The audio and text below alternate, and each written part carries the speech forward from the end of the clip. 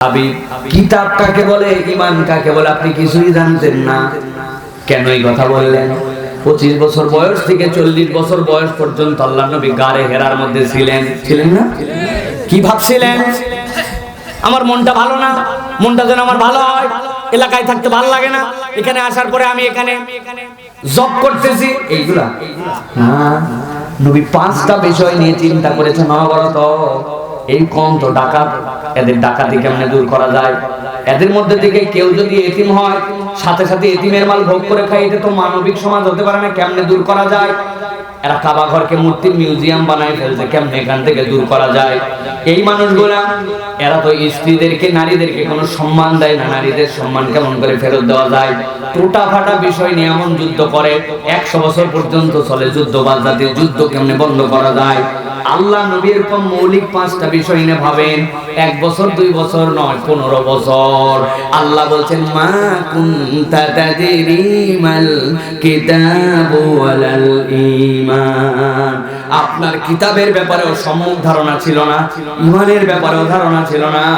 যদিও আল্লাহ আপনাকে সৃষ্টির প্রথম দিনেই নবী হিসেবে আল্লাহর পক্ষ থেকে সৃষ্টি করেছিলেন, কিন্তু কিতাব আসে না, আল্লাহর পক্ষ থেকে ওহী আসে না। আল্লাহ রাব্বুল বলছেন, ওয়ালাকিন জাআলনাহু নূরান নাহদি বিমান নাশাউ মিন ইবাদিনা ওয়া ইন্নাকা লাতাহদি ইলা সিরাতিন মুস্তাকিম।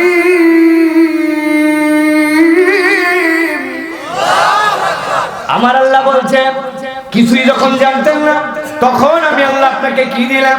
ওয়ালাকিন জাআলনাহু নূরা। আপনাকে আমি এরপরে একটা কিতাব দিলাম। ওই কিতাবকে আল্লাহ কোরআন বলেন নাই, এই জায়গায় আল্লাহ বলছেন আলো দিয়ে দিলাম। আলো দেওয়া মানে ওই জাহেলি সমাজকে এরপরে আপনি এমন পরিবর্তন করবেন, যারা ছিল সবচেয়ে জাহেল, এরপরে আল্লাহ তাদের ব্যাপারে স্বীকৃতি দিবেন। রাদিয়াল্লাহু আনহু ওয়া রাদু আন। ওই মানুষগুলোর প্রতি আল্লাহ সন্তুষ্ট, আল্লাহর প্রতি ওই মানুষগুলো সন্তুষ্ট। এর থেকে উন্নত মানুষ, উন্নত জাতি, উন্নত ব্যক্তিরা আর কখনো দুনিয়াতে আসেও নাই, আসবেও না কিয়ামত পর্যন্ত। ঠিক কি না? তাহলে পরিবর্তন কি দিয়ে হইছে? কোরআন দিয়ে। কি দিয়ে হইছে? তা আমরা যেমন তেমন কোরআন কথা শুনতে আসছি, এক কথা 1000 বার শুনলেও লাভ আছে, আর কোনো কিছুতে লাভ নাই। ভুল করেও যদি পড়েন বিসমিল্লাহির রহমানির রহিম, তাও সওয়াব হয়ে গেছে আপনার। সুবহানাল্লাহ। আপনি পড়ছেন কি করে? ভুল করে। পড়তে চান নাই, তাও মুখ দিয়ে বের হয়ে গেছে। আল্লাহ বলতেছেন, বান্দা তোর সওয়াব হয়ে গেছে। সুবহানাল্লাহ। এর থেকে ভালো প্রজেক্ট আর কিছু নাই। আল্লাহ কোরআনুল কারীমের মধ্যে বলেছেন, ফাযাক্কির। কি হলো ভাই, সরেন না। ফাযাক্কির ফাইন্না যিকরা। আল্লাহ বলছেন, জেনে রাখো, তোমাদেরকে যে আল্লাহ দায়িত্ব দিচ্ছেন স্মরণ করো। ফাইন্না যিকরা, এই এমন জিকির তানফাউল মুমিনিন, কিয়ামত পর্যন্ত ঈমানদারদের জন্য কল্যাণ দিতেই থাকবে, দিতেই থাকবে। অনেক বেকুব বলে কোরআন না বুঝে পড়লে আমাদের কোনো ফায়দা নাই। বেকুব নাম্বার 1। আপনি বলেন পড়ে বুঝে পড়লে বেশি সওয়াব। বুঝে পড়া দায়িত্ব, খালি মুখস্থ পড়া আমাদের জন্য দায়িত্ব নয়। কিন্তু কেউ না বুঝেও যদি পড়ে, আল্লাহ তার আমলনামাকেও ভরপুর করে দিবেন। সুবহানাল্লাহ। এমন জিনিস চেষ্টা করতেছে, শিখতেছে, কিন্তু এখনো শেখা শেষ করে নাই। তার মানে এই সিদ্ধান্তও নেয় নাই যে সারা জীবন কালে ভুলই পড়ে যাব, এই সিদ্ধান্ত না। শিখতেছে, কিন্তু আল্লাহ নবী বলছেন, ওয়াইয়াতা তাউ তুতলাই চেষ্টা। আলহামদুলিল্লাহি রাব্বিল। বহুত কষ্ট করে পড়তেছে, মানে পারে না, তারপরেও শেখার নিয়তে আল্লাহ নবী বলছেন, যেরকম করে তুতলায় পড়বে, ফালাহু আজরান, তার জন্য ডবল সওয়াব। মানে কি, ওই বান্দা কোরআন শেখার চেষ্টা করতেছে, আর মানে পারি না বলে বাদ দিলে হবে না। আবার এর উপরে, এটার উপরে ইস্তেকামত থাকা যাবে না। যেহেতু তোতলায় পড়লেও ডবল সওয়াব, অতএব ভালো করে পড়ে 1 সওয়াব নেওয়ার দরকার কি? এরকম করলে হবে? প্রিয় ভাইরা, এই সেই কোরআন, যে কোরআন শোনার জন্য আমরা এসেছি। আল্লাহ আমাদেরকে বরকত দান করেন, আল্লাহুম্মা আমিন। আজকে আমরা সংক্ষিপ্ত সময় একটা দলের আলোচনা করব। ইন্নাল্লাযীনা আমানু আল্লাহ বলছেন যারা ঈমান আনবে, ঈমান এনেছে, ঈমানদার, আল্লাহ বলছেন আল্লাহ তাদেরকে রহমত দিবেন। ঈমানদারদেরকে আল্লাহ কি দিবেন? আল্লাহর রহমত প্রত্যাশা করবে। এখন আপনাদের কাছে আমি জিজ্ঞাসা করতে চাই, আমরা কি ঈমানদার না ঈমানদার না? ভালো করে বুঝে বলেন, আমরা কি ঈমানদার না ঈমানদার না? ঈমানদার। কিন্তু কথা আছে ভাই, দাবি তো সবাই করে, বলে আমার আল্লাহ এক, আমার রাসূল এক, কোরআন এক, কাবা এক, কিন্তু এইটুক বললেই কি ঈমানদার হয়ে যায়? ভালো করে একটা উদাহরণ খেয়াল করেন। আপনাদের টাঙ্গাইলে ইটের ভাটা আছে ভাই, দেখেন তো ইটের ভাটায় কেমনে ইট বানায়। আমি যেমনে বলি এরকম মিলে নাকি? প্রথমে মাটিগুলা কাদা করে, নরম করে কাদা করার পরে এইগুলার মধ্যে কোনো ময়লা আবর্জনা থাকলে হাত দিয়ে বেছে ফেলে, বেছে ফেলার পরে মুন্ডুগুলা নিয়ে যায় এক জায়গায় রাখে, রাখার পরে ইটের মাপে সুন্দর করে ফর্মা থাকে, ওই ফর্মার মধ্যে মাটিগুলা দেয়, দেওয়ার পর উপর দিয়ে আস্তে করে কেটে ফেলে দেয়, ফেলার পরে আস্তে করে বের করে মাটির উপরে রাখে, রাখার পরে যখন একটু টেনে যায় তখন ওইগুলা নিয়ে যায় রোদের মধ্যে শুকায়, শুকানোর পরে এরপরে যখন ইটের ভাটা জ্বলাবে তার আগে ভাটার মধ্যে ওইগুলা ইটগুলা সবগুলা সুন্দর করে ওইগুলা সাজায়, সাজানোর পরে 7 দিন 10 দিনের জন্য যেই প্রক্রিয়াতে আগুন দেওয়া লাগবে, চারিদিক থেকে আগুন দিয়ে ইট তৈরি করার জন্য ইটের ভাটার মধ্যে আগুন দিয়ে ইট পোড়ায়। এই পর্যন্ত যা বললাম সব ঠিক আছে ভাই? বুঝে থাকলে কথা বলেন, ঠিক আছে ভাই? এবার খেয়াল করেন তো ভালো করে, মাটি যেই জায়গা থেকে নিল, নেওয়ার পরে সুন্দর করে ফর্মার মধ্যে ঢুকালো, ফর্মার মধ্যে ঢুকানোর পরে ওই ইটগুলাকে চুলার মধ্যে নিয়ে যায়, যেই জায়গাতে জ্বালানোর ওই জায়গায় জ্বালায় দিল। যেই না ইটগুলো এখন খুলে খুলে আস্তে করে বের করবে, বের করার সময় দেখা যাচ্ছে একই জায়গার মাটি নিয়ে একই জায়গার থেকে তৈরি করার পরে একইভাবে বসানোর পরে বের করার সময় আর সবগুলা বের হলেও সবগুলা একভাবে বের হয় না, তখন ইট বের হয় 4 ধরনের। এক ধরনের ইট বের হইছে, ওই ইটগুলা একটু ব্যাকা তেরা, ওইগুলা সোজা না, ওইগুলার নাম দিছে আমাদের এলাকায় পিকেট।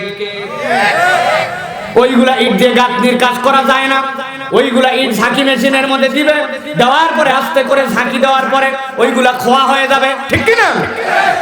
তাহলে এক জায়গার মাটি, এক জায়গার ফর্মা, এক জায়গায় পুরালো, কিন্তু বের করার সময় হয়ে গেল পিকেট। এই এক গ্রুপ। আরেক ধরনের ইট আছে, যে ইটগুলা দেওয়ার পরে বের করছে, বের করার পর দেখো ওইগুলা পিকেটও হয় নাই, ওইগুলা হয়েছে পুকুরের মধ্যে যদি আপনি ফেলে দেন ভুস করে নেমে আবার ভাসে ওঠে, ওর নাম ঝামা আছে। যদি রাস্তাঘাটে পায় মুরব্বীরা পর্যন্ত তুলে নিয়ে আসে, আমাদের শীতের দিনে পায়ের গোড়ালি ফেটে গেল, ওর মধ্যে ডলে ডলে পা পরিষ্কার করে, ঠিক কি না? মাটি এক জায়গা, ফর্মা এক জায়গা, পুরালো এক টাইমে বের করলো একসাথে, কিন্তু ওইটা হইছে কোনো কাজের মধ্যে লাগে না, ওইটা খোয়া করা যায় না, ওইটা হইছে ঝামা, ঠিক কি না? আরেক ধরনের ইট একই দিনে বের করছে, কিন্তু বের করার পরে ওর সাইজ সুইজ সবই ঠিক আছে, কিন্তু দেখছে যেমনে পুরার কথা অমনি পুরাই নাই, ওইটার মাটির ভাগ এখন পর্যন্ত যায় নাই, ওইটা হয়েছে 2 নম্বর ইট।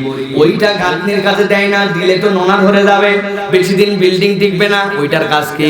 রাস্তাঘাটের যখন হঠাৎ করে কোনো বিপর্যয় হয় আর মন্ত্রী মিনিস্টার যাওয়ার সিদ্ধান্ত নেয়, দ্রুত উন্নয়ন দেখানো লাগবে, তখন ওইরকম 2 নম্বর ইট এক গাড়ি মারে, এরপরে উপর দিয়ে বুলডোজার দিয়ে ডলা দেয়, তেলতালা আছে না ভাই? একই জায়গার মাটি, একই ফর্মা, একই দিন পুরালো, একই দিন বের করলো, কিন্তু হইছে এটা 2 নম্বর। আর এক ধরনের ইট আছে যেটার মাপে ঠিক, আকৃতিতে ঠিক, সাইজে ঠিক, সব দিকে ঠিক, ওরে আপনি খোয়া বানালে খোয়াতে লাগবে, রাস্তায় দিলে রাস্তায় লাগবে, পা ঘুষতে চালে পা ঘুষায় লাগবে, কাঁথার জন্য দিলে কাঁথায় লাগবে, ওইটা হচ্ছে 1 নম্বর ইট, ঠিক কি না? এইটা বলার উদ্দেশ্য প্রিয় ভাইয়েরা, আমার আল্লাহ, আমার নবী, আমার কিতাব, আমার কাবা, এইটুকু বললেই কেবল 1 নম্বর ঈমানদার হওয়া যায় না। 1 নম্বর ঈমানদার হওয়ার জন্য কোরআন সুন্নাহর মানদণ্ডে আপনাকে উত্তীর্ণ হতে হয়। দেশে বহুত মুনাফিক এখন দাড়ি টুপি নিয়ে ঘোরাফেরা করে, কিন্তু দেখবেন খবর নিয়ে হামাসের বিরোধিতা করে, ইসরায়েলের পক্ষে যেন জয়গান গায়, এরকম ভাবভঙ্গি ধরে, আছে কি না? এগুলাও তো দাড়ি নিয়ে থাকে। খবর নিয়ে দেখেন তুরস্ক থেকে 143 জন লোককে ধরে নিয়ে গেছে। একটা মুরব্বীকে ধরা দেখে নিজের চোখ নিজে হালায় দিলাম। এত বড় দাড়ি, দাড়িগুলার মধ্যে আবার মেহেন্দি দেওয়া, গায়ের মধ্যে জুব্বা, ঘাড় ধরে ঠেসে ধরে আছে। তুরস্ক তাদেরকে কি অপরাধে ধরছে জানেন?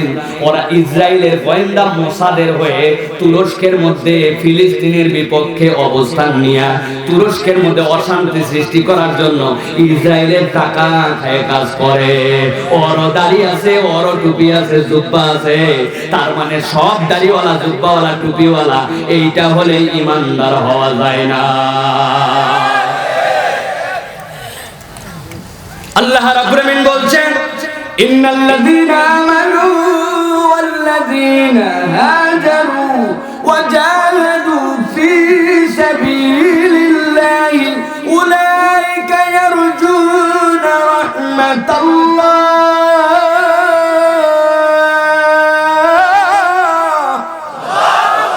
এই দুনিয়ার মানুষ, আমি আল্লাহ বললাম সবাই আল্লাহর রহমতের আশা করবে।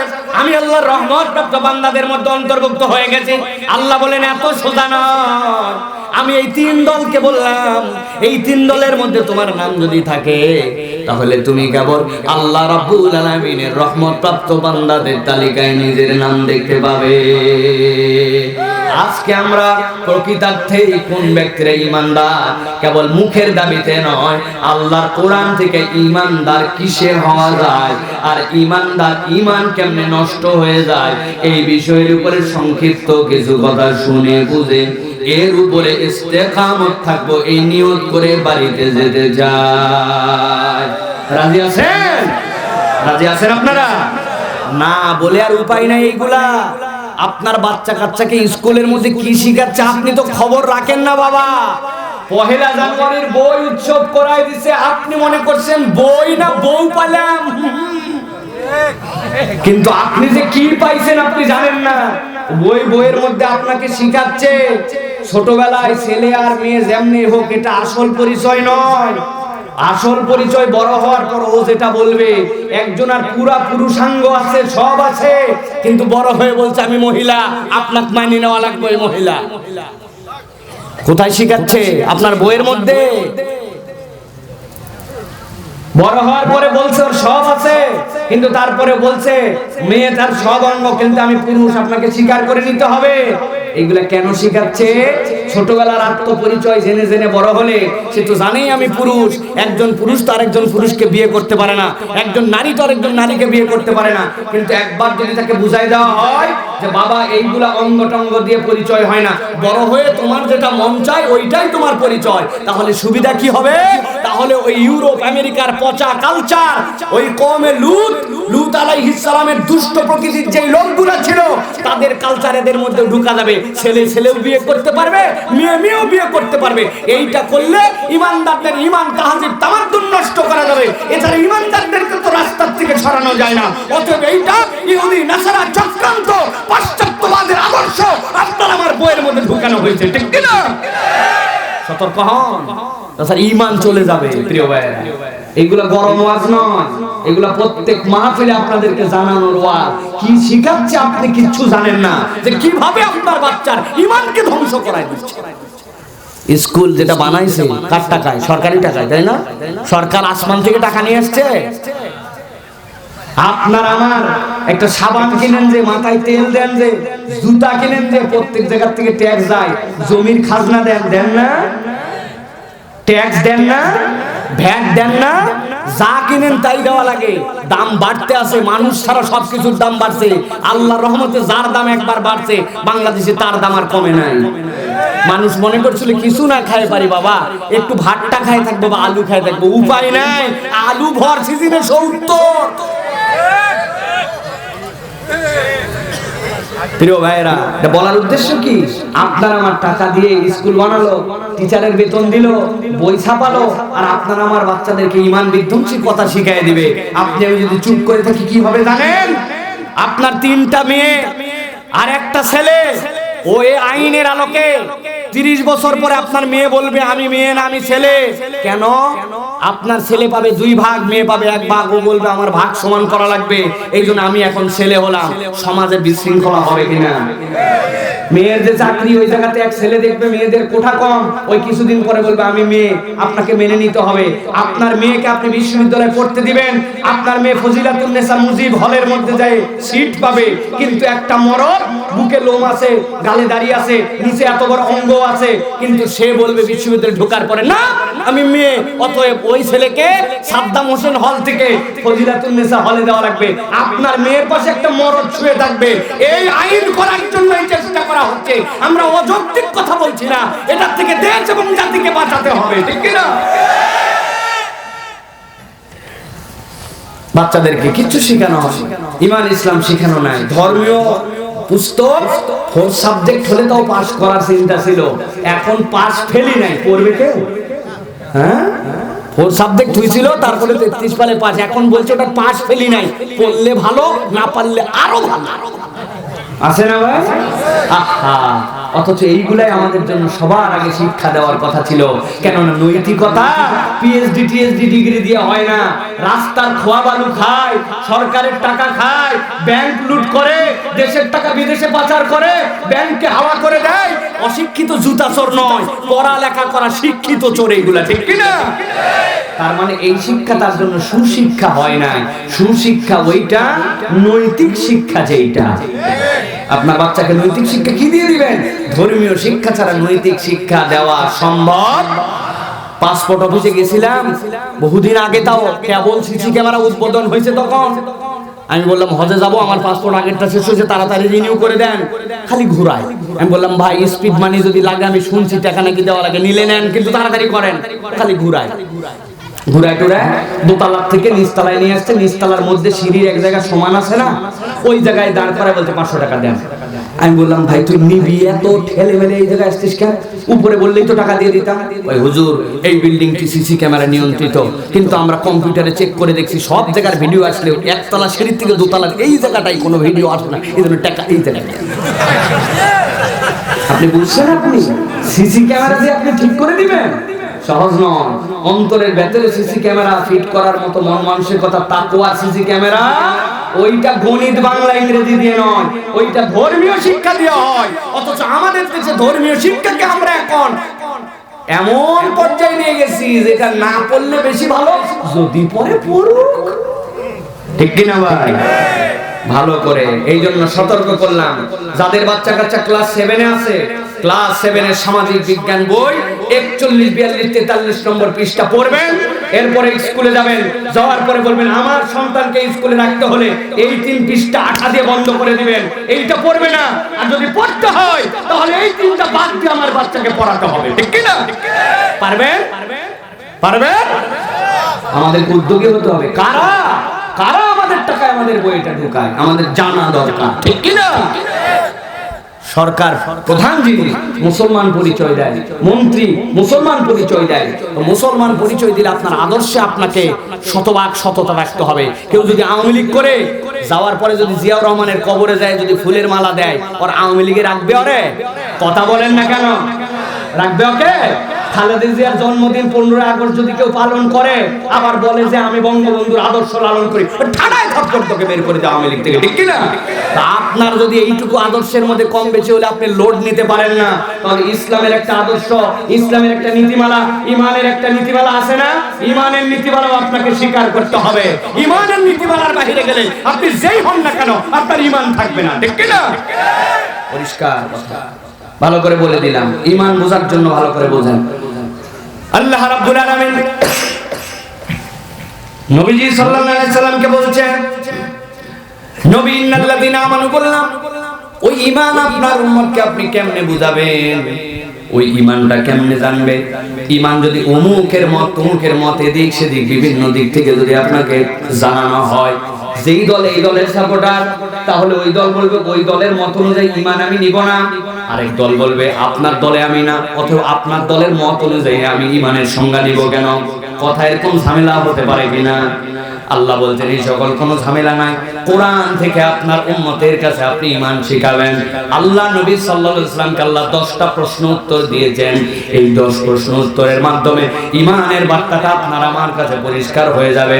আজকের মুরব্বী তরুণ যুবক যারা আছেন ভালো করে খেয়াল করেন, আল্লাহ নবী সাল্লাল্লাহু আলাইহি ওয়াসাল্লাম যখন দাওয়াত নিয়ে যাওয়া শুরু করলেন, আল্লাহ প্রথমেই আল্লাহর নবীর দাওয়াতটাকে সামগ্রিকভাবে সকলের কাছে নিয়ে যেতে বলেন নাই।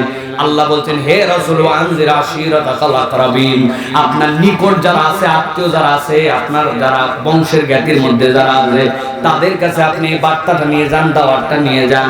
আল্লাহ নবী তাই দাওয়াতগুলো নিয়ে গেলেন। আল্লাহ নবী যারা জ্ঞাতির মধ্যে ছিলেন, আবু জেহেল, উতবা, সাইবা, আল্লাহ নবীর এই সকল আত্মীয় স্বজনেরা কিন্তু নবীর বংশের মানুষ। আমি আপনাদের কাছে জিজ্ঞাসা করতে চাই, আবু জেহেলের নাম কি আপনারা এর আগে শুনেছেন? ঘুমাই গেছেন না? ইয়াংরা কথা বলো। আবু জেহেলের নাম শুনেছেন, উতবার নাম শুনেছেন, সাইবার নাম শুনেছেন, আবু লাহাবের নাম কি আপনি শুনেছেন?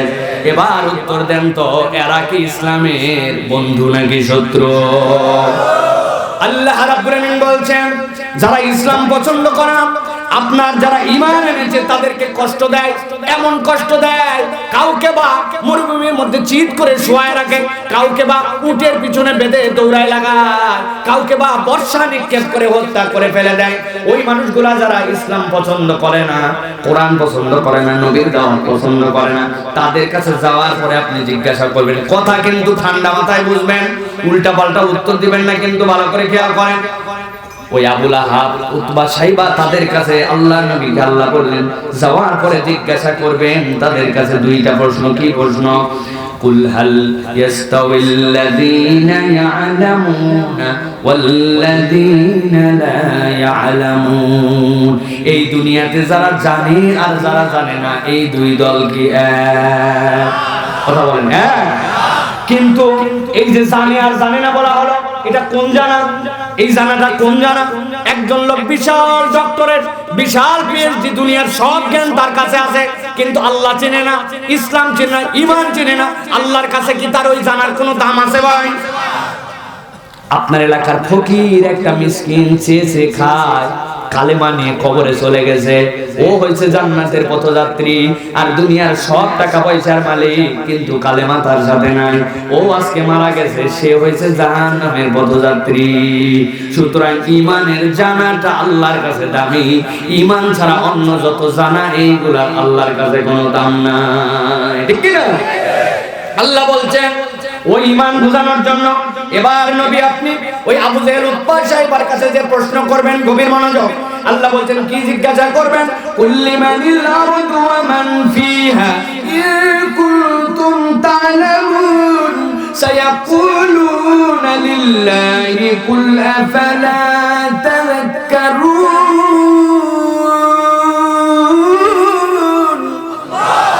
আমার আল্লাহ জিজ্ঞাসা করালেন, যে জিজ্ঞাসা করবেন কুল্লিমানিল আরদু ওয়া মান ফিহা, ও আবু জেহেল, উতবা, সাইবা বলো তো এই জমিনের মালিকানা কার? আর এই জমিনের ভিতরে যা কিছু আছে তার মালিক কে?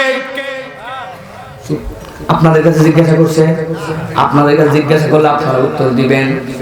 আল্লাহ রাব্বুল আলামিন বলছেন ইন কুনতুম তা'লামুন, যদি জেনে থাকো তাহলে বলো যে আবু জেহেল, উতবা, সাইবা ইসলামের বিরোধিতা করে, আল্লাহ রাব্বুল আমিনের রাসূলের বিরোধিতা করে, খানায় কাবার মধ্যে মূর্তির মিউজিয়াম বানায় রাখছে, তাকে বলছে জমিনের মালিককে, জমিনের ভিতরে যা কিছু আছে তার মালিকানা কার? আবু জেহেল, উতবা, সাইবা কি উত্তর দিয়েছে? আল্লাহ সূরা মুমিনুনের 84 নম্বর আয়াতের মধ্যে জানাচ্ছেন, আল্লাহ বলছেন সায়াকুলুনা লিল্লাহ। এক মুহূর্ত দেরি না করে আবু জেহেল, উতবা, সাইবার দল লাফ দিয়ে উঠে বলেছে অবশ্যই অবশ্যই আসমান জমিনের মালিক, আর জমিনের ভিতরে যা কিছু আছে তার মালিক আল্লাহ। এবার আপনাদের কাছে জিজ্ঞাসা করি, বলেন আপনাকে আমাকে যদি জিজ্ঞাসা করা হয় এই জমিনের মালিকানা কার? এবার আল্লাহ রাব্বুল আলামিন আবার ওই আবু জেহেল, উতবা, সাইবার কাছে আল্লাহর নবীকে জিজ্ঞাসা করাচ্ছেন, গভীর মনোযোগ দেন। আল্লাহ বলছেন যে জিজ্ঞাসা করবেন কুল মান রাব্বুস সামাওয়াতিস সাবঈ ওয়া রাব্বুল আরশিল আযীম।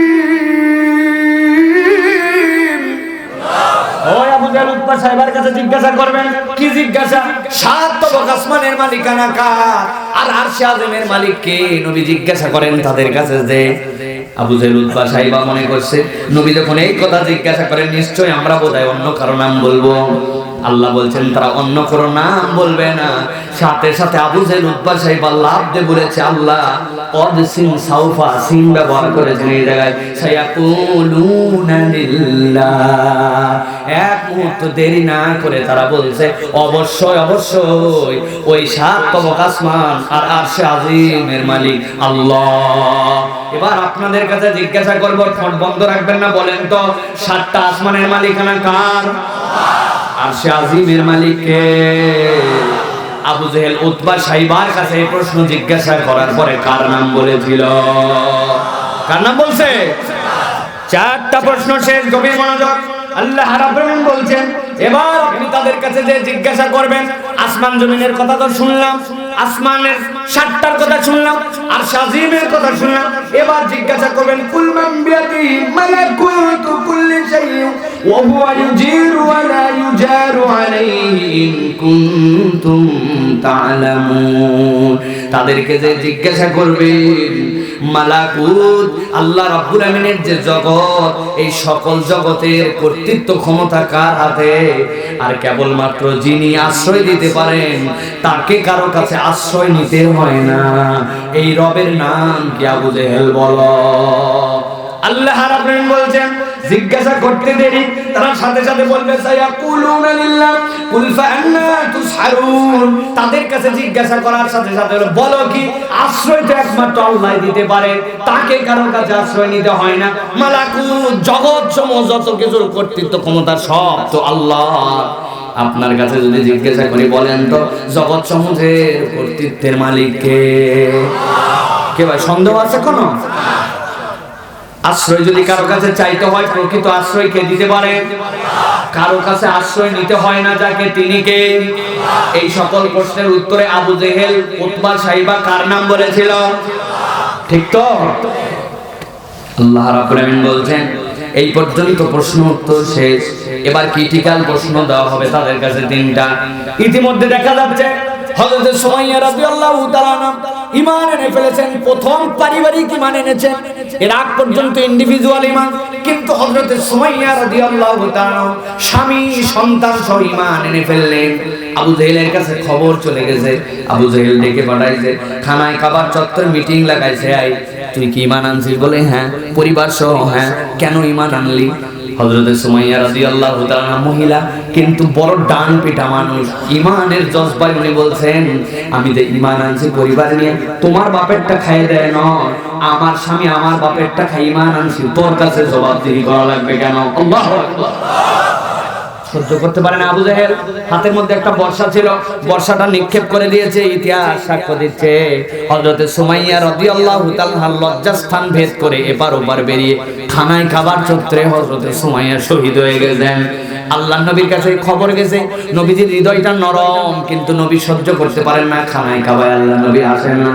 আল্লাহ আয়াতে কারিমা নবীর প্রতি অবতীর্ণ করেছেন যারা ঈমানের কারণে এরকম কষ্ট দিচ্ছে তাদের কাছে যে জিজ্ঞাসা করবেন আপনার উম্মত যেন কিয়ামত পর্যন্ত ঈমান বুঝতে পারে। কুল মান ইয়ারযুকুকুম মিনাস সামাই ওয়াল আরদি আম্মান ইয়ামলিকুস সামআ ওয়াল আবসার। আল্লাহ জিজ্ঞাসা করতে পাঠিয়েছেন, এই আবু জেহেলের দল, এবার বলো তো আসমান থেকে তোমাকে রিজিক দেয় কে? জমিন থেকে তোমাকে রিজিক দেয় কে? আর জিজ্ঞাসা করেন আম্মাই ইয়ামলিকুস সামআ ওয়াল আবসার, যেই কান দিয়ে তুমি শোনো আর যেই চোখ দিয়ে তুমি দেখো, এই কান দিয়ে দেখানোর ক্ষমতা দিল কে? আর ওই চোখ দিয়ে তোমাকে কান দিয়ে শোনার ক্ষমতা দিল কে? আর চোখ দিয়ে দেখার যোগ্যতা তোমাকে কে দিয়েছে? ভালো করে বোঝেন, আমার শরীরে আপনার শরীরে অনেক অঙ্গ প্রত্যঙ্গ, হাত আছে, পা আছে, আপনার আমার শরীরের মধ্যে কলিজা আছে, ফেফসা আছে, গুর্দা আছে, কত অঙ্গ আছে। কিন্তু আল্লাহ জিজ্ঞাসা করলেন ওই আবু জেহেল উতবা সাইবাকে, শুনবেন কে তোমার চোখ দিল আর কে তোমাকে শোনার ক্ষমতা দিল? বলার কারণ কি? বলার কারণ প্রত্যেকটা মানুষের ব্রেন অচল হয়ে যেত দুইটা অঙ্গ না থাকতো। আপনার ব্রেনের মস্তিষ্কের মধ্যে যত কিছু চিন্তা করতে পারে ওই চিন্তার জন্য ইনপুট ডিভাইস যেটা, ওই ডিভাইসের নাম হচ্ছে আপনার চোখ আর কান। এই যে অ্যাম্পলিফায়ার দেখছেন মাইকের, তাকায় দেখেন ওই অ্যাম্পলিফায়ারটা একটা মেশিন, আর এইটা হচ্ছে ইনপুট, এইটা দিয়ে কথা নিয়ে ওর ভিতরে দিচ্ছে, ওর ভিতরে প্রসেস করে এরপরে মাইক দিয়ে বের করে দিচ্ছে। বুঝছেন আপনি? আপনার আমার যে ব্রেন আছে, ওই ব্রেনটার কোনো কাজ থাকতো না যদি চোখ আর কান আপনার না থাকে। বিশ্বাস না হয় এই ছোট দুইটা আঙ্গুল দিয়ে কান দুইটা চাপ দিয়ে চোখটা বন্ধ করে বাড়িতে যে পরীক্ষা করে দেখবেন, আপনার দুনিয়াটা কবর কবর লাগবে। ঠিক কি না? আরো কারণ আছে। আপনি যে চোখ দিয়ে দেখেন, এই চোখ বিরাট বড় নিয়ামত আল্লাহর পক্ষ থেকে। ওই যে মোবাইল দিয়ে ভিডিও করতেছে আমার ভাই, 5000 মিলি অ্যাম্পিয়ারের ব্যাটারি, কিন্তু 24 ঘন্টার মধ্যে ব্যাটারি শেষ। এরপরে আর দেখা যায় না, ও বন্ধ হয়ে গেছে মোবাইল। যদিও দেখা যাচ্ছে খোলা, কিন্তু আলো নাই। ঠিক কি না? কিন্তু আপনি যে 70 বছর ধরে এই দুনিয়ার বুকে চলাফেরা করলেন, কোনোদিন আপনার চোখে চার্জ দেওয়া লাগছে নাকি ভাই? অন্তত পানি দিচ্ছেন তো মাঝে মাঝে। প্রত্যেকদিন 22,000 বার চোখের পলক ফেলেন, আপনি একবার মিলান তো, ওই 22,000 বার যদি মিলি সেকেন্ড করে আপনার জন্য একটু করে পানি দেওয়া লাগতো, কি অবস্থা হতো? আপনাকে আল্লাহ বলছেন যেমন তেমন চোখ বান্দা তোমাকে আমি দেই নাই। আর তোমার মোবাইলের ব্যাটারি যতটুকুই ক্যাপাসিটি, ওইটুকু যতক্ষণ থাকে ওইটা জেগে থাকে। আর ওর ভিতরে তুমি মেমোরি কার্ড রাখছো একটা 64 জিবি, 128 জিবি। হঠাৎ করে হুজুর আসছে, বলে হুজুর আপনার সাথে আমি একটা সেলফি তুলবো। চাপ দিছে, দেখো উঠে না, উঠে না। বিরক্ত হয়ে গেছে, কি রে? পরে লেখা উঠছে ওই জায়গায়, there is insufficient memory card, if you want take any new picture please delete something from your device. ও মুরব্বি, 128 জিবি, তাই কি আর জায়গা নাই?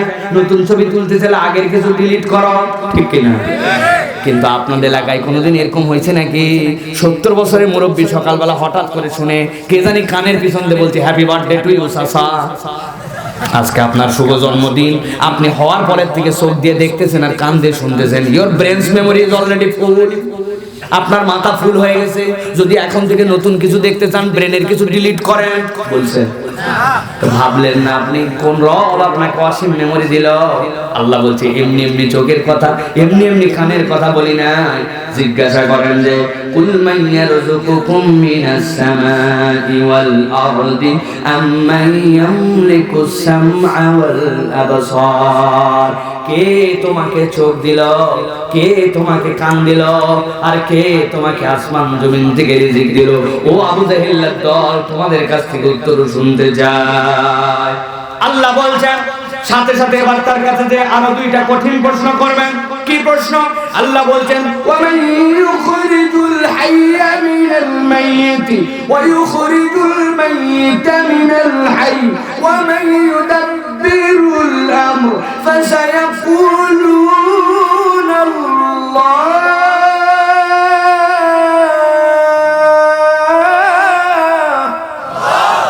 আমার রব্বুল আলামিন বলছেন যাওয়ার পরে তাদেরকে জিজ্ঞাসা করবেন। এই পর্যন্ত তো বুঝলাম, জমিন থেকে পানি দিল, উপর থেকে পানি আসলো, জমিন থেকে তোমার রিজিক আসলো, কান দিয়ে শোনার তোমার কোনো নিজে নিজে বানাই নাও নাই, চোখ দাও নাই। কিন্তু কঠিন প্রশ্ন এবার বলো, জীবন দেয় কে আর মারে কে? আপনাদের কাছে না তো? জীবন দেয় কে, মারে কে? এটা সাংঘাতিক প্রশ্ন। পৃথিবীতে একজন মাত্র ব্যক্তি এমন গাদ্দার হয়েছিল, সেইটা অস্বীকার করেছিল একজন। আনা রব্বুকুমুল আলা, কে বলছিল? ফিরাউন। মুসা বলছেন সব পারো তুমি? বলে হ্যাঁ সব পারি। প্রমাণ? জীবন দিতে পারি, মারতে পারি, দেখায় দাও, ঈমান এনে ফেলবো। নিয়ে আসছে একটা মৃত্যুদণ্ডপ্রাপ্ত আসামি। নিয়ে আসার পরে সাথে সাথে বলছে তোরে মুক্ত করে দিলাম। দেখছো ওর মৃত্যুদণ্ড আজকে রাত্রে হইতে আমি হায়াত দিয়ে দিলাম। দারুণ ব্যাপার।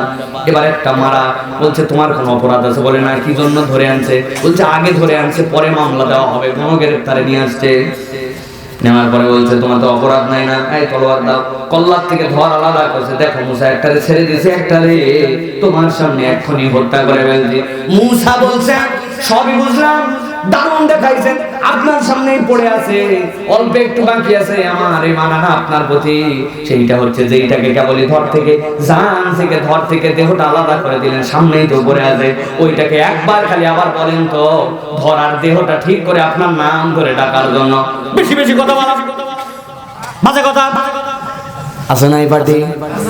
যখনই আর যুক্তি দিতে পারবে না তখন দেখবেন খেপে যাবে। ঠিক কিনা? ক্ষমতা দেখাবে, পাওয়ার দেখাবে, আছে না?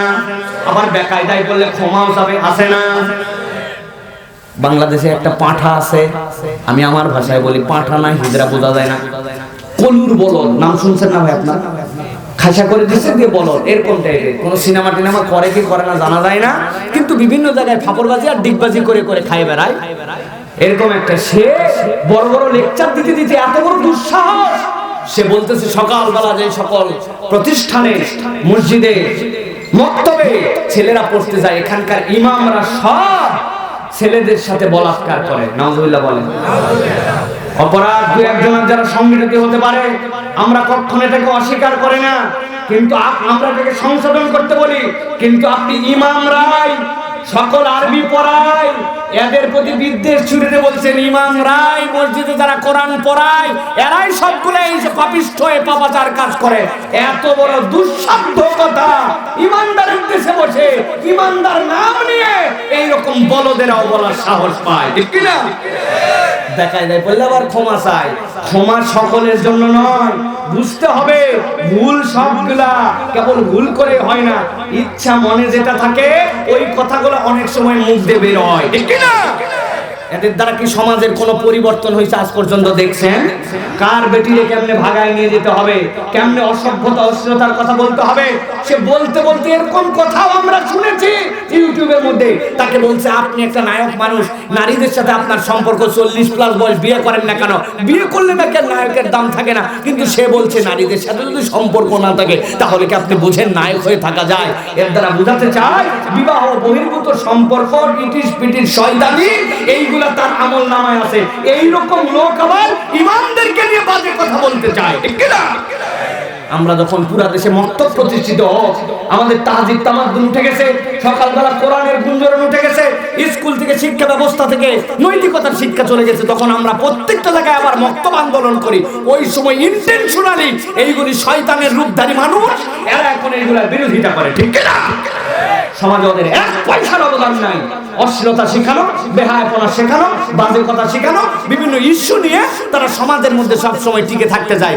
কাজ নাই যার কিছু, তার এইগুলা হচ্ছে ইস্যু। উনি নতুন একটা ইস্যু বানাবে, আবার বলবে ক্ষমা করে দেন। ক্ষমা কিন্তু সব জায়গায় এত সোজা নয়। ওই ব্যক্তিকেই মানুষ ক্ষমা করা পছন্দ করে যেই ব্যক্তি অধিকাংশ কাজ ভালো করে, দুই একটা ভুল হয়, স্লিপ অফ টাং হয়, বুঝতে পারে নাই, কিন্তু আপনি ফাপড়বাজি করে ফুটানি করে ইসলামের বিপক্ষে যদি কথা বলেন, এটা বুঝতে হবে এটা কোন একটা এজেন্ডা বাস্তবায়নকারীর দল। এই সকল কলুর বলো পাঁঠা ছাগল, এইগুলোর থেকে আমাদের যুবকদেরকে সতর্ক থাকতে হবে, ঠিক কি না? আপনার কত বিষয় নিয়ে কত কথা বলেন, কিন্তু আপনারা এইগুলো বিষয়ে কখনো খেয়াল করেন না। বাহ, দারুণ করে এরকম কথা বলে দিবে, উনার কোনো সাবজেক্ট নাই, উনি বিভিন্ন সাবজেক্ট দিয়ে তখন ময়দানে থাকার জন্য পায়তারা করে, আর ইমামদেরকে এরকম বাজে কথা বলে। এইরকম যারা বাজে কথা বলে এদেরকে উপযুক্ত শাস্তির আওতায় এনে বিচার করতে হবে। তুমি এরকম কথা বলছো কেন? এটার পানিশমেন্ট হচ্ছে তুমি আগামী 1 বছর মিডিয়াতে আর কোনো কথা বলতে পারবে না, এটাই তোমার জন্য শাস্তি, ঠিক কি না? কোনো শাস্তি নাই, কোনো কথাবার্তা নাই, যার যা ইচ্ছা সে ইসলামকে নিয়ে ইমামদেরকে নিয়ে বাজে কথা বলে বসলো। কত দুঃসাধ্য কথা আমাদের অনেকের মধ্যে বেরিয়ে যাচ্ছে। এরা আবার অনেকের কাছে আইডল, এরা হচ্ছে অনেকের আবার আইডল, এদের পিছে আবার দৌড়ায়, এদেরকে আবার ক্রেজ মনে করে। যারা এইরকম বোঝা যাবে নবীর কথা অনুযায়ী যে যে কওমের অনুসরণ করে সে তাই সেই কওমের সাথে তার হাসর নাসর হবে। আপনি যদি এদেরকে আইডল বানান, এই সকল যাদের আপাতদৃষ্টিতে 40 বছর প্লাস বয়স হয়ে যায়, আপনার বিয়ে করেন না কেন? আপনার নায়কগিরি ধরে রাখার জন্য। তার মানে আপনার মধ্যে অন্তরে লাম্পট্য আছে। আপনি আপনার এইটা দেখায় নারীদেরকে আকৃষ্ট করতে চান, অসভ্যতা প্রমোট করতে চান, অতএব বোঝা যায় আপনার নৈতিকতায় এখন পর্যন্ত সমস্যা আছে। ওইগুলার পক্ষে যারা যাবে, অনুসরণ করবে যারা, হাসরের দিন হাসর নাসর হবে তাদের সাথে এই মানুষগুলো, ঠিক কি না? সাবধান হন, এগুলোর থেকে বেঁচে থাকার চেষ্টা করেন এবং আপনার যৌক্তিক জায়গা থেকে আপনি এটার প্রতিবাদ করেন। আল্লাহ বোঝার তৌফিক দান করুন। প্রিয় ভাই, আল্লাহ জিজ্ঞাসা করেছেন তাহলে আসমান জমিন থেকে রিজিক দেয় কে? শোনায় কে? দেখায় কে? জীবন দেয় কে? মারে কে? আলোচনা শেষের দিকে ভালো করে বোঝে আবু জেহেল, উতবা, শাইবা লাফ দিয়ে উঠে বলেছে সায়াকুলুনাল্লাহ, অবশ্যই অবশ্যই সবগুলো আল্লাহর। ফাকুল আফালা তাত্তাকুন, নবী আপনি বলেন তাহলে কেন তোমরা আল্লাহকে ভয় করো না? এবার আপনাদের কাছে জিজ্ঞাসা করব, টনটন করে উত্তর দেন। আসমান থেকে রিজিক দেয় কে? জমিন থেকে রিজিক দেয় কে? আপনার আমার কান যেটা এটা যে শুনি, এইটা শ্রবণ ক্ষমতা দান করেছেন কে? চোখ দিয়ে দেখার শক্তি আপনাকে কে দিয়েছেন? আপনার জন্য জীবনদাতাকে, এই জীবনকে শেষ করে দেওয়ার ক্ষমতা রাখেন কে? ওই শেষ করা জীবন থেকে আবার জীবনে ফেরত আনা একমাত্র মালিকানা কার? এই প্রশ্নগুলো যখন আবু জেহেল উতবা সাইবার কাছে করা হয়েছিল, আবু জেহেল উতবা সাইবা কার নাম বলেছিল? সর্বশেষ দুইটা বিষয় আপনাকে মনোযোগ আকর্ষণ করব, ভালো করে বোঝেন। তাহলে আপনি সাক্ষ্য দিয়েছেন জমিনের মালিক আল্লাহ, আসমানের মালিক আল্লাহ, এই জমিনের ভিতরে সকল কর্তৃত্বের মালিক আল্লাহ, 7টা আসমানের মালিক আল্লাহ, আরশে আযমের মালিকানা রবের। আপনি স্বীকার করেছেন জমিনের কর্তৃত্ব তার, মুখাপেক্ষী হয়তো হয় না যাকে তিনি আল্লাহ, যার কাছে সবাই মুখাপেক্ষী তিনিও আল্লাহ। আবার বলেছেন আসমান জমিন থেকে রিজিক দেয় যে তিনিও হচ্ছেন আল্লাহ, ঠিক কি না? আসমান জমিন থেকে রিজিক দেওয়ার কথা কেন বলা হলো? বসে আছেন কার উপরে? মাটি না, মাটির উপর কি আছে? খ্যারটা কিসের খ্যার? এটা ধানের খ্যার, ঠিক কিনা? ও বাবারা একটুখানি খেয়াল করেন তো আল্লাহ কেন বললেন? তো আপনারা আমার জন্য মাইয়ার যুকুম মিনাস সামাই ওয়াল আরদ, এই যে ধান, এই ধান আপনারা কেমনে লাগাইছিলেন? ধান লাগানোর আগে একটা বেড রেডি করছিলেন আপনারা, ঠিক না? বেড রেডি করার পরে ভালো বীজ যেটা, ওই বীজটা রাত্রিবেলা ভিজাই রেখেছিলেন, রাখার পরে ওই বীজটা নিয়ে আসার পরে ওই বেডের মধ্যে ছিটাই দিয়েছেন। ওখান থেকে যখন চারা উঠেছে ওই চারাগুলো আবার তুলছেন, তোলার পরে এরপরে বড় করে মাঠ রেডি করছেন। মাঠ রেডি করে সাধ্যের মধ্যে যতটুকু সোজা করে লাগানো যায় গোছ গোছ করে লাগাইছিলেন, ঠিক না?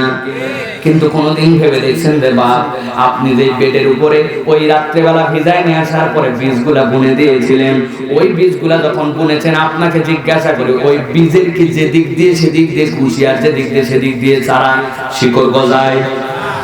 শিকড়ের দিক আলাদা আর সারার দিক আলাদা। কিন্তু আপনি যখন বেডের মধ্যে ছিটায় দিয়েছেন, একটু বিবেক খাটায় দেখেন আপনার ছিটানো সারার 95 উল্টা পাল্টা পড়ছিল। কোনটা শীত হয়ে পড়ছে, কোনটা কাত হয়ে পড়ছে, কোনটা এক ধানের উপর আরেক ধানে পড়ছে, ও মাটি পায় নাই, ঠিক না? কিন্তু কল্পনা করে দেখলেন না, রাতটা কেবল পার হয়ে গেল, ফজরের পরে মাত্র 6 ঘন্টার মধ্যে শিকড়গুলো সব নিচের দিকে চলে গেল, কুশিগুলো সব উপর দিকে চলে আসলো। ভাবছেন কোনদিন? খালি তো বলি আমি ধান লাগাইছি, আমার মাঠ, আমার ক্ষেত, আমার আবাদ, ঠিক না? আপনি জানেনই না কোন রব শিকড়গুলাকে নিচে করলো আর কোন রব কুশিগুলাকে উপরে তুলে দিল। আপনি চিন্তা করছেন আপনি কি মানুষের পাম্প দিয়ে সেচ দেন? বলেন না না, আমার নিজেরই বোরিং আছে, নিজেরই সেচ। বাবা, কোন জায়গায় বসাইছেন? নিজের মাঠে। কিন্তু আপনার জন্য যে নিচে পানি, একটু যদি জিজ্ঞাসা করে আপনার পানির ট্যাঙ্কিটা কত বড়,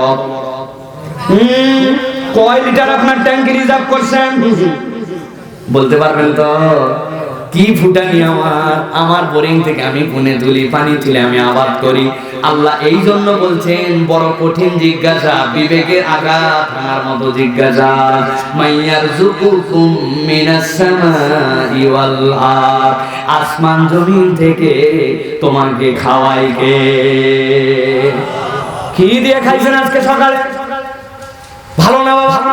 ওই একটু আলু ভর্তা আর ঠান্ডা ভাত, করকরা। আপনাদের দেশে করকরা বলে না? আরে মন খারাপ, আলু ভর্তার করকরা। আল্লাহ বলছেন ও আমার বান্দা, ও আমার গোলাম, একটুখানি অন্তরটা নরম করেন ভাই, কথাটা সারা জীবনের জন্য অন্তরে ঢোকান। আল্লাহ কোরআনে বলছেন ফালিয়ানজুল ইনসানু ইলা তুআমি, মানুষ যেন তার খাবারের দিকে তাকায়। আপনি তাকাইছেন, আমার আল্লাহ তাকাতে বলছে করকরা ভাত আর আলু ভর্তা, আরে এই তাকালাম, তাই তো। কিন্তু আপনি কোনোদিন কল্পনা করে দেখেন নাই আপনি যে জমি আবাদ করলেন, একটু মিলান, একদম গোড়ার থেকে যায় ওই জমিতে আপনি যে পাওয়ার টিলার দিয়ে চাষ দিলেন, ওই পাওয়ার টিলার কে বানাইছে? চায়না। চাইনা কোথার থেকে বানাইছে, কি দিয়ে? লোহা, ম্যাঙ্গানিজ, দস্তা, তামা, এমন কোন আইটেম নাই। কোথায় পাইছে? দুনিয়ার আফ্রিকা, ইউরোপে, অমুক জায়গায়, বিভিন্ন জায়গার খনির থেকে কারা চলছিল, অমুক অমুক কোন জাহাজে করে আনছিল। জাহাজ কি দিয়ে চলছিল? তেল দিয়া। ওই জাহাজ কোন মধ্যপ্রাচ্যের দেশের তেল কোন ট্যাঙ্কারে করে এনেছিল, সবগুলা মিলাই চায়নায় আসলো। এরপর আপনার জন্য পাওয়ার টিলার কে বহন করে আনছিল? আপনি একটু মিলান, আপনার আবাদের জন্য যে পাওয়ার টিলার, ওই পাওয়ার টিলারটাকে বিস্ময়কর ব্যবস্থাপনায় এক হয়েছিল। এরপরে আপনার জমিটা আবাদ হলো। এরপরে আপনি ছোট্ট একটু করে একটা উত্তর দেন দেখি, আপনি যে আপনার জমিটা কায়দায় বলে তো নাকি আপনাদের, কাদা দিয়ে যে আপনি ছুরি দিয়ে যে আপনি আপনার ধানটা কাটলেন, ওই ধান যে কাটলেন কি সুন্দর কাদায় ধার আছে কিনা, না হলে আবার এন্ডা দিয়ে ধার তুলে হাটের দিন নিয়ে যায়, ধার তুলে নিয়ে আসে। আপনার ওই লোহাটা কোথাকার ভাই? আপনার বাড়ি করার সময় মাটির নিচে উঠছিল, ওইটা দিয়ে তো বানাইছেন না। কোদালটা যেটা, ওইটা তো আপনার বাড়ির লোহা না। কল্পনা করতে পারবেন না কি বিস্ময়কর প্রক্রিয়ায় আপনার জন্য যে সরিষার তেল ছিল, ওই যে মাখানোর জন্য আলু ভর্তা, লবণটা কোন জাহাজ কোথার থেকে আসলো, কোন সমুদ্রের পানি কারা ধরে লবণ বানালো, আপনার সবগুলা দিয়ে সামনে দেখেন করকরা ভাত আর আলু ভর্তা। কিন্তু আল্লাহ বলছেন তাকায় দেখ, ফালিয়ানজুরিল ইনসানু ইলা তাআমিহি, তুই ওই ভাতের দিকে তাকালে তোর আল্লাহকে তুই পেয়ে যাবি। তাকানোর মতো তাকানো লাগবে। এই জন্য আল্লাহ রাব্বুল আলামিন বলছেন, কুল মান ইয়ারযুকুকুম মিনাস সামাই ওয়াল আরদ আম্মান ইয়ামলিকুস সামা ওয়াল আবসার ওয়া মান ইউখরিজুল হাইয়্যা মিনাল মাইয়িতি ওয়া ইউখরিজুল মাইয়িতা মিনাল হাইয়্যি ওয়া মান ইউদাব্বিরুল আমরা ফাসায়াকুলুনা আল্লাহ।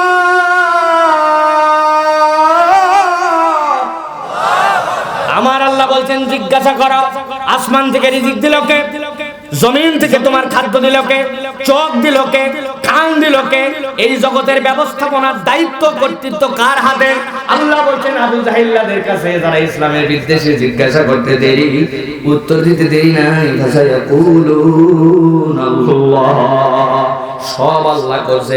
আল্লাহ বলছেন নবী ওদেরকে একটু বলেন না, ফাকুল আফালা তাত্তাকুন, তাহলে আল্লাহরে কেন ভয় করো না? এবার আপনাদের কাছে জিজ্ঞাসা করি, আপনারা আমার আসমান জমিন থেকে রিজিক দেয় কে? আপনারা আমার চোখ দিয়েছেন কে? আপনারা আমার শোনার ক্ষমতা দিয়েছেন কে? জীবন দাতাকে, মরণ দাতাকে, মরণ থেকে জীবন দাতাকে। জগতের মালিকানা কার? আসমানের মালিককে, জমিনের মালিককে। আপনার আমার জন্য আসমান জমিন থেকে রিজিকের ব্যবস্থাপনা করেন কে? সাত তবক আসমানের মালিকানা কার? আরশে আযমের মালিককে। আবু জেহেল, উতবা, সাইবা এই সকল প্রশ্নে কার নাম বলেছিল? কার নাম? আলোচনা শেষ, ঝামেলাও শেষ। আলহামদুলিল্লাহ, এতদিন পর্যন্ত জানতাম আবু জেহেল, উতবা, সাইবার আমাদের শত্রু, আর আমরা মনে করছিলাম যারা বোধহয় কিছু আল্লাহ মানে না। আজকে কোরআন থেকে প্রমাণ পাওয়া গেল, ওরাও সব বলছে আল্লাহ, আমরাও বলছি আল্লাহ। আজকে তো আমরা দোস্ত, তাই তো? ওরা তো সব আল্লাহ বললো, আপনিও সব আল্লাহ বললেন। তার মানে প্রিয় ভাইয়েরা, ওর আল্লাহ এত কিছু বলার পরে আল্লাহ তাকে বলছেন, ফাকুল আফালা তাত্তাকুন, কুল ফাআন্না তুসহারুন। নবী বলুন, বোঝে না কেন, ভয় করে না কেন? তার মানে বোঝা গেল ওর আল্লাহ বলা আর আমার আল্লাহ বলার মধ্যে একটা পার্থক্য আছে, ঠিক কি না? কিন্তু এখন একজন তরুণকে যদি বলা হয়, ভাই 11টা দেশের 11টা প্লেয়ার দিয়ে একটা সুন্দর দল বানান লাগবে তোমাকে ক্রিকেটের, লাভ দিয়ে উঠে বলবে যাকে বাদ দেই তাকে বাদ দেই, গিলক্রিস্ট। আমি আগে খেলা দেখছি, কঠিন প্লেয়ার, ওরে বাদ দেওয়া যাবে না। আরেকজন বলবে রাগ তোর গিলক্রিস্ট, ম্যাক্সওয়েল। আরেকজন বলবে আমি যদিও ইন্ডিয়ার সমর্থন করি না, কিন্তু বিরাট কোহলি বাদ দেওয়া যাবে না। বাংলাদেশের থেকে যাকেই বাদ দাও তাকেই বাদ দাও বাবা। আমি ভালো করে বলে দিলাম, কিন্তু তামিম ইকবাল আমার ফেভারিট প্লেয়ার, বাদ দেওয়া যাবে না, ঠিক কিনা? গন্ডগোল লেগে যাবে এক্ষুনি, কারে নিবেন আর কারে বাদ দিবেন, ঠিক কিনা?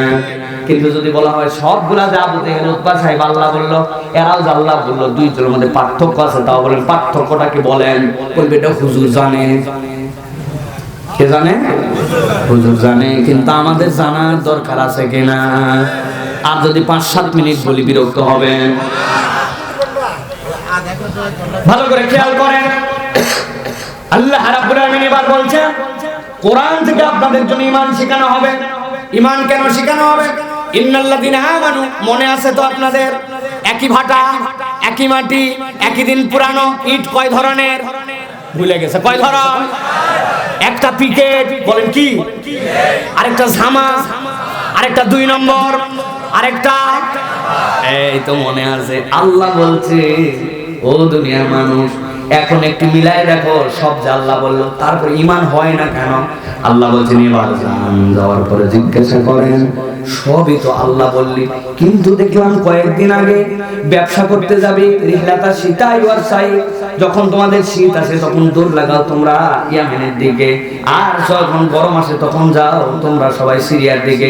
যাওয়ার আগ দিয়ে দেখলাম লাত নামে যে মূর্তি আছে, ওই মূর্তির সামনে যাওয়ার পরে ওইটার সামনে একটা মুরগি, একটা মোরগ কালো রঙের, এক কপে ওইটাকে মেরে ফেলে ওইটার রক্তের উপরে দিলে ওখান থেকে যে রক্ত আসলো ওইটা একটু সুতার মধ্যে বেঁধে নিয়ে তোমার যে উটের পিঠের মধ্যে মাল আছে ওই উটের হাতের মধ্যে বাঁধে দিলি। ব্যাপার কি? তার কিছুদিন আগে দেখলাম তোমার মেয়ে অসুস্থ, ওই জন্য মানাতের কাছে যাওয়ার পরে এক বাটি দুধ নিয়ে গেলি উটের, ওইটা উপর দিয়ে গোসল করাই দিলি, ওই পানিটা নেওয়ার পরে ওইটা তোমার মেয়েকে খাওয়ানোর জন্য নিয়ে গেলি, মানাতের কাছে হতে গেলি। ও যার কাছে দেখলাম কিছুদিন আগে এরকম গিয়েছিলে তুমি, যাওয়ার কারণ কি ছিল? তোমার একটা সন্তান বিয়ে হয়েছে অনেকদিন, বাচ্চা কাচ্চা হয় না, ওর সামনে যাই একটা ছাগল বাঁধে দিয়ে আসলি। ব্যাপার কি? সবই আল্লাহ আল্লাহ দেয় বললি, কিন্তু লাতুজ্জা মানাত বলে এগুলার কাছে তোমরা এগুলার জন্য কেন যাও? আল্লাহ রাব্বুল আলামিন কুরআনুল কারীমের সূরা জুমার 3 নম্বর আয়াতের মধ্যে বলেছেন, যার নবী জিজ্ঞাসা করেন ওয়াল্লাযীনা ইত্তাখাযু মিন দুনি আউলিয়া মা না'বুদুহুম ইল্লা লিয়াকুররুনা ইলাল্লাহি যুলফা। যাওয়ার পরে জিজ্ঞাসা করছে লাতুজ্জামানাত বলের কাছে কেন যাও? এইগুলো যে কাজ করো সবই আল্লাহ বলো। বলছে ও আমাদেরকে ঠকানোর জন্য আসছে। তাহলে শোনো, তাহলে উত্তর কি? ওয়াল্লাযীনা ইত্তাখাযু মিন দুনিহি আউলিয়া, আল্লাহ বলছেন যারা আল্লাহ ছাড়া অন্য কাউকে বন্ধু বানাইছে, এইরকম উপাসনা করে, পূজা দিতে যায়, কেন যাও জিজ্ঞাসা করে। ওরা বলছে আমরা অন্য করণের কারণে যাই না, মা নাবুদুহুম ইল্লা লিয়ুকাররিবুনা ইলাল্লাহি যুলফা, লিয়ুকাররিবুনা ইলাল্লাহি যুলফা, এই জন্য যাই। মনে করছো লাতুজ্জা মানাত হবল আমাদেরকে জান দেয়, প্রাণ দেয়, সন্তান দেয় না, কেন যায়? বলছে লাত আল্লাহর প্রিয়, এত আল্লাহর ওলি, এত বড় ব্যক্তিত্ব, ওর কাছে যদি মান্যত দেয় ও খুশি হয়, ও খুশি হলে আল্লাহ খুশি হয়। আল্লাহ দেয় কিন্তু লাতের মাধ্যম দিয়ে দেয়। মানাতের কাছে এমনি গেছি নাকি? ও আল্লাহর উম্মত পয়গম্বরের প্রতিকৃতি, আল্লাহর মকবুল ওলি, ওই জন্য ওখানে শুয়ে আছে, সে তার মূর্তি ওই জায়গায়। ওর কাছে যদি ছাগল দেয় ও খুশি হয়, ও খুশি হলে আল্লাহ খুশি হয়। আল্লাহ দেয় তো মানাতের মাধ্যম দিয়ে দেয়। আমরা অন্য কোনো কারণে যাই না। লিয়াকুররুনা ইলাল্লাহি যুলফা, আল্লাহ নৈকট্য অর্জনের জন্য আমরা একটু যাই। আমার আল্লাহ রাব্বুল আলামিন বলছেন ইন্নাল্লাহা ইয়াহকুমু বাইনাহুম ফীমা হুম ফীহি ইখতালিফুন। এই দুনিয়ার মানুষ জেনে রাখো, তারা যে বিষয়ে ইখতিলাফ করতেছে, যে বিষয়ে অমূলক কথা বলছে, বিচার দিবসে তাদের বিচার করা হবে। ওরা যতই আল্লাহ খালিক, আল্লাহ মালিক, আল্লাহ জীবনদাতা, আল্লাহ মৃত্যুদাতা বলুক না কেন, কিন্তু আল্লাহর বান্দার মধ্যে, ইবাদতের মধ্যে যে ওসিলা বানায় ফেলছে, এই কারণে তাদের একটা ঈমান আনা হয় না। এত কিছু বলার পরেও এরা কাফের মুশরিক, ঠিক কি না? এখন ঈমান মিলা আমাদের অনেক লোক আছে, বাচ্চাটা অনেক দিন ধরে অসুস্থ, রওনা হয়ে গেছে বগুড়া মহস্থানগড়। কি ব্যাপার, কি হয়েছে? বলে মহস্থান আউলিয়ার কাছে। কেন যাচ্ছেন? ওখানে কি ডাক্তার দেখাবেন? বলছে না, জিয়া মেডিকেল না, তানাউলিয়া। 21 কেজি ক্ষীরের পায়েস একটা কালো ছাগল মান্নত করছে আমার ছেলের বউ। কারণ কি? বলে আমার ছেলেটা অনেকদিন অসুস্থ হয়নি, সুস্থ হয় না, ডাক্তার পানি সব দেখানো হয়েছে, উনি কি কবিরাজ? বলে না, মরে গেছে। আবার কিছু কবিরাজ জান কেন? বলে উনি বড় আল্লাহর ওলি, ওইখানে মান্নত দিব, ওইখানে মান্নত দিলে উনি খুশি হবে, উনি খুশি হলে আল্লাহ খুশি, আল্লাহ সুস্থ করবে, কিন্তু একটু মহস্থান আউলিয়ার মাধ্যমে। ভালো করে ব্রেন পরিষ্কার করে নেন।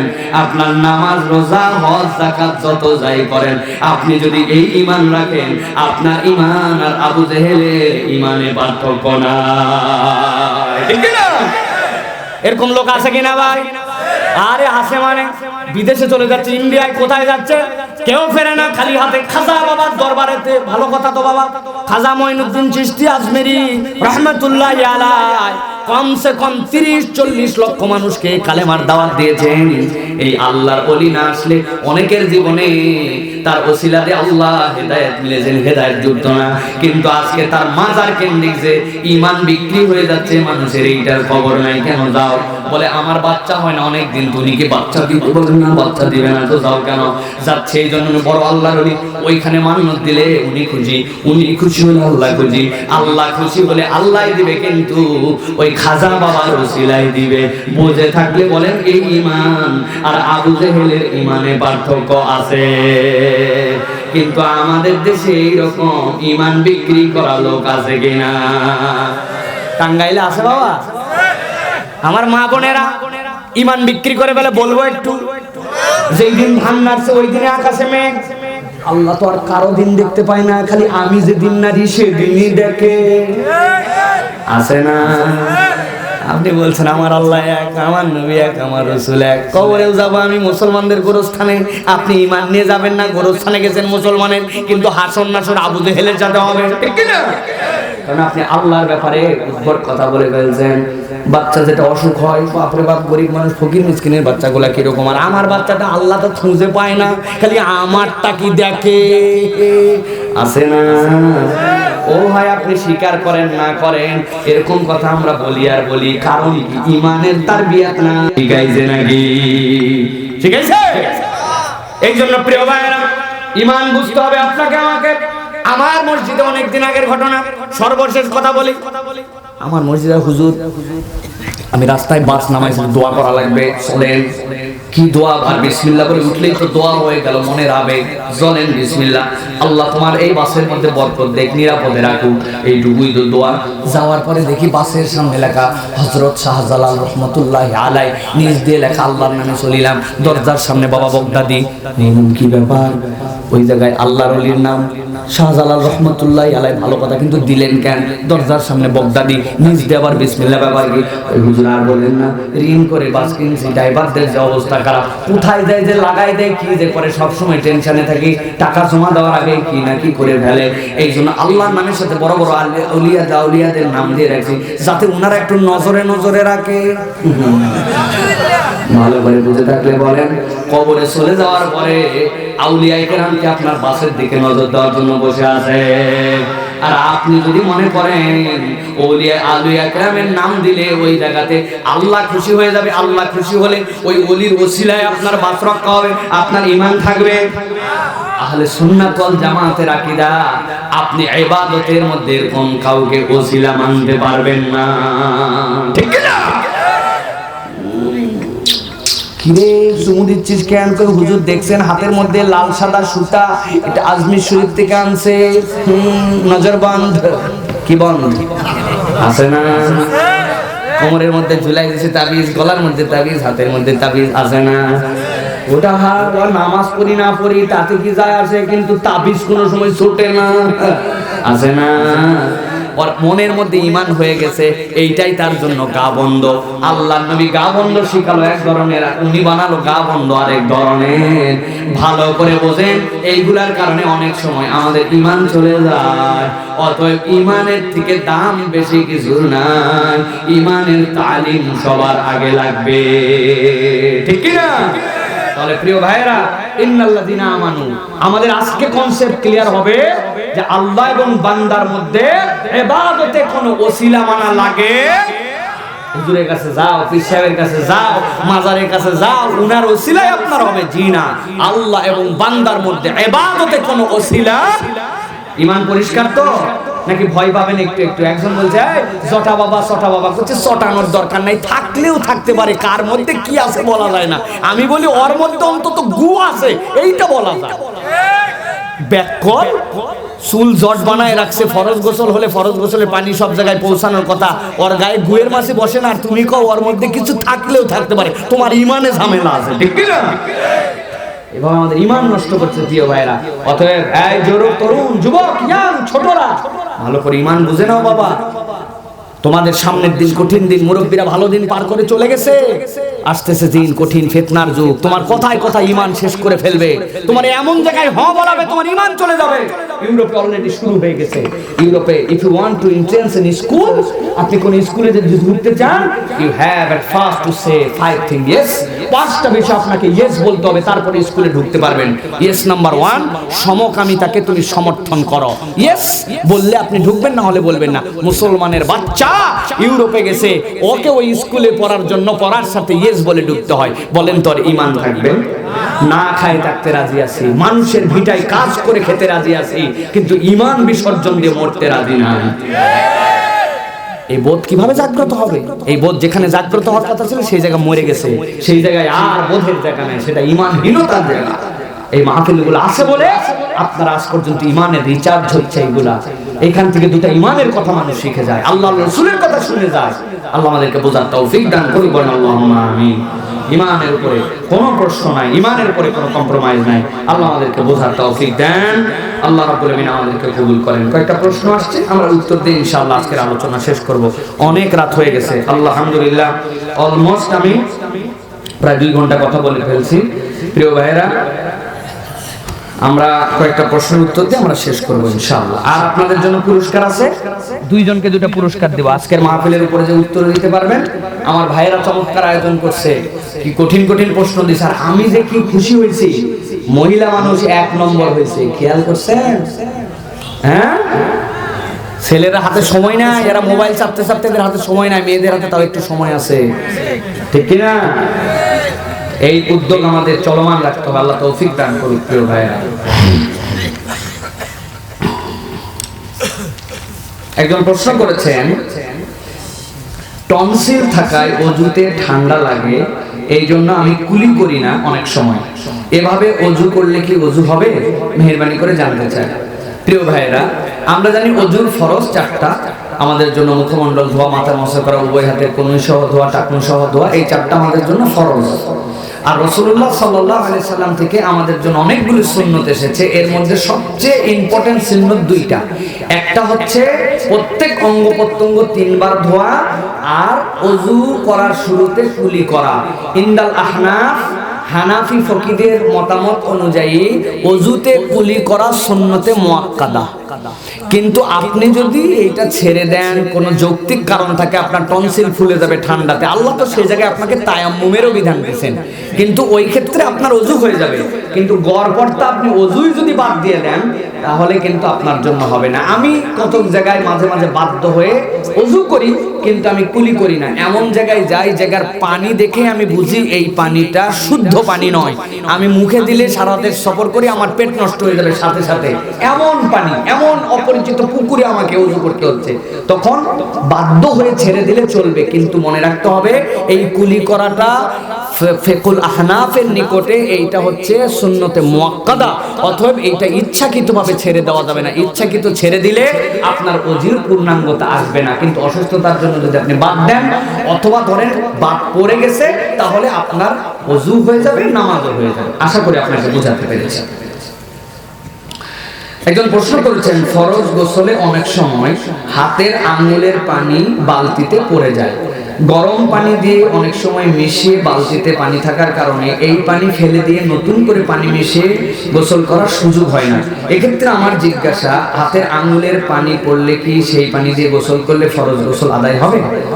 প্রিয় ভাইরা, পানি 2 ধরনের, একটা আপনাকে পাক করে দিবে, আরেকটা হচ্ছে পানিটা পাক কিন্তু আপনাকে পাক করার যোগ্যতা পানি হারায় ফেলছে। শরীয়তে বলা হয় এটা মা আল মুস্তামাল। আপনি যে ওযু করছেন, ওযুর পানি যেটা পড়েছে, এই পানি যদি কারো গায়ে লাগে তাহলে তার গা নাপাক হবে না।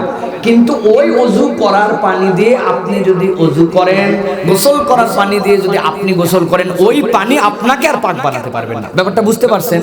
কিন্তু এটার জন্য শর্ত আছে প্রিয় ভাই। শর্তটা হচ্ছে যে ওই পানিটা আপনার নখের পানি, আপনার চুল্লুর পানি, ওটা যদি হাত ধোয়ার উদ্দেশ্য হয়, অঙ্গের পবিত্রতার উদ্দেশ্য হয় এবং সেই পানিটা যদি ওখানে পড়ে তাহলে ওটা মা আল মুস্তামাল হবে। কিন্তু যদি এরকম না হয়, আপনি মগ দিয়ে পানি তুলতেছেন, নখের সাথে আপনার একটু পানি লাগছে, ওইটা পানি ঢাললেন, ওই পানিটা ওর মধ্যে চলে গেছে। অথবা এমন জায়গায় পানি আছে কিছু তোলার নাই, ওখান থেকে তুলে তুলে আপনি ওযু করতেছেন, ওইটা আপনি ওই অঙ্গ ধুচ্ছেন না, ওইটা ব্যবহার করতেছেন, তাহলে এই নখের ফোঁটার পানি দ্বারা ওই পানিটা আপনার নাপাক হবে না। অতএব যদি নাপাক না হয় তাহলে তার পবিত্রতা করার যোগ্যতা আছে। অতএব এই পানি দ্বারা যদি আপনি গোসল করেন আপনার গোসল আদায় হয়ে যাবে। সুতরাং নখের ফোঁটার পানি বা এই পানি দ্বারা যদি ওর মধ্যে পড়েও যায় তাহলে ওই পানিও নাপাক হয় নাই, মুস্তামাল হয় নাই। ওই পানি দিয়ে আপনার ওযু গোসল করলে নাপাক থাকবে না, পাক হয়ে যাবে। আশা করি আপনার উত্তর পেয়েছেন। একজন প্রশ্ন করেছেন, রুকুতে কয় তাসবিহ পেলে রাকাত হবে? এক্ষেত্রে তাহরিমার পরে কি সানা পড়তে হবে? মেহেরবানি করে জানাবেন। প্রিয় ভাইয়েরা, কেউ যদি রুকু পায় আর রুকুর মধ্যে যাওয়ার পরে যদি কমসে কম এক তাসবিহ পরিমাণ তাসবিহ পেয়ে যায় তাহলে ওই রাকাতটি তার জন্য কাউন্ট হয়ে যাবে। রুকুতে আপনি গেছেন, যাওয়ার পরে ইমাম রুকুতে, আপনি রুকুতে গেছেন, যাওয়ার পরে আপনি ইতমিনানের সাথে পড়তে পেরেছেন সুবহানা রাব্বিয়াল আযীম, এইটুক পড়তে যে সময় লাগে এইটুক ইতমিনানের সাথে পেলে আপনার ওই রাকাতটা আপনার হয়ে গেছে। দ্বিতীয় জিজ্ঞাসা হচ্ছে যে এই ক্ষেত্রে আপনার রুকুতে যাওয়ার সময় আপনি যাবেন কিভাবে এবং এই ক্ষেত্রে তাকবীরে তাহরিমার পরে সানা পড়তে হবে কিনা। ফুকাহায়ে কেরামের মতামত অনুযায়ী ইমাম যদি রুকুতে থাকেন তাহলে আপনার তাকবীরে তাহরিমার পরে হাত বাঁধা যাবে না। তাকবীরে তাহরিমা আল্লাহু আকবার বলে হাত তুলে হাত ছেড়ে দিবেন, কোনো সানা পড়তে হবে না। হাত ছেড়ে দিয়ে আরেকটা তাকবীর বলে আপনি রুকুতে যাবেন। আমাদের দুইটা ভুল হয়, আল্লাহু আকবার বলে হাত বেঁধে ফেলি, সানা তো পড়তে হবে না, পড়লে তো ওই রাকাতই পাবেন না প্রায় আপনি। আর যদি আল্লাহু আকবার বলে হাত বেঁধে ফেলার পর আবার আল্লাহু আকবার রুকুতে যায় না, ইমাম রুকুতে যে আপনি নামাজে শরীক হলে আল্লাহু আকবার বলে হাত ছেড়ে দিবেন, এরপরে আরেকবার আল্লাহু আকবার বলে রুকুতে চলে যাবেন। রুকুতে যে যদি আপনি এক তাসবিহ পেয়ে যান আপনার সালাতের ওই রাকাতটা আপনার জন্য কাউন্ট হয়ে যাবে।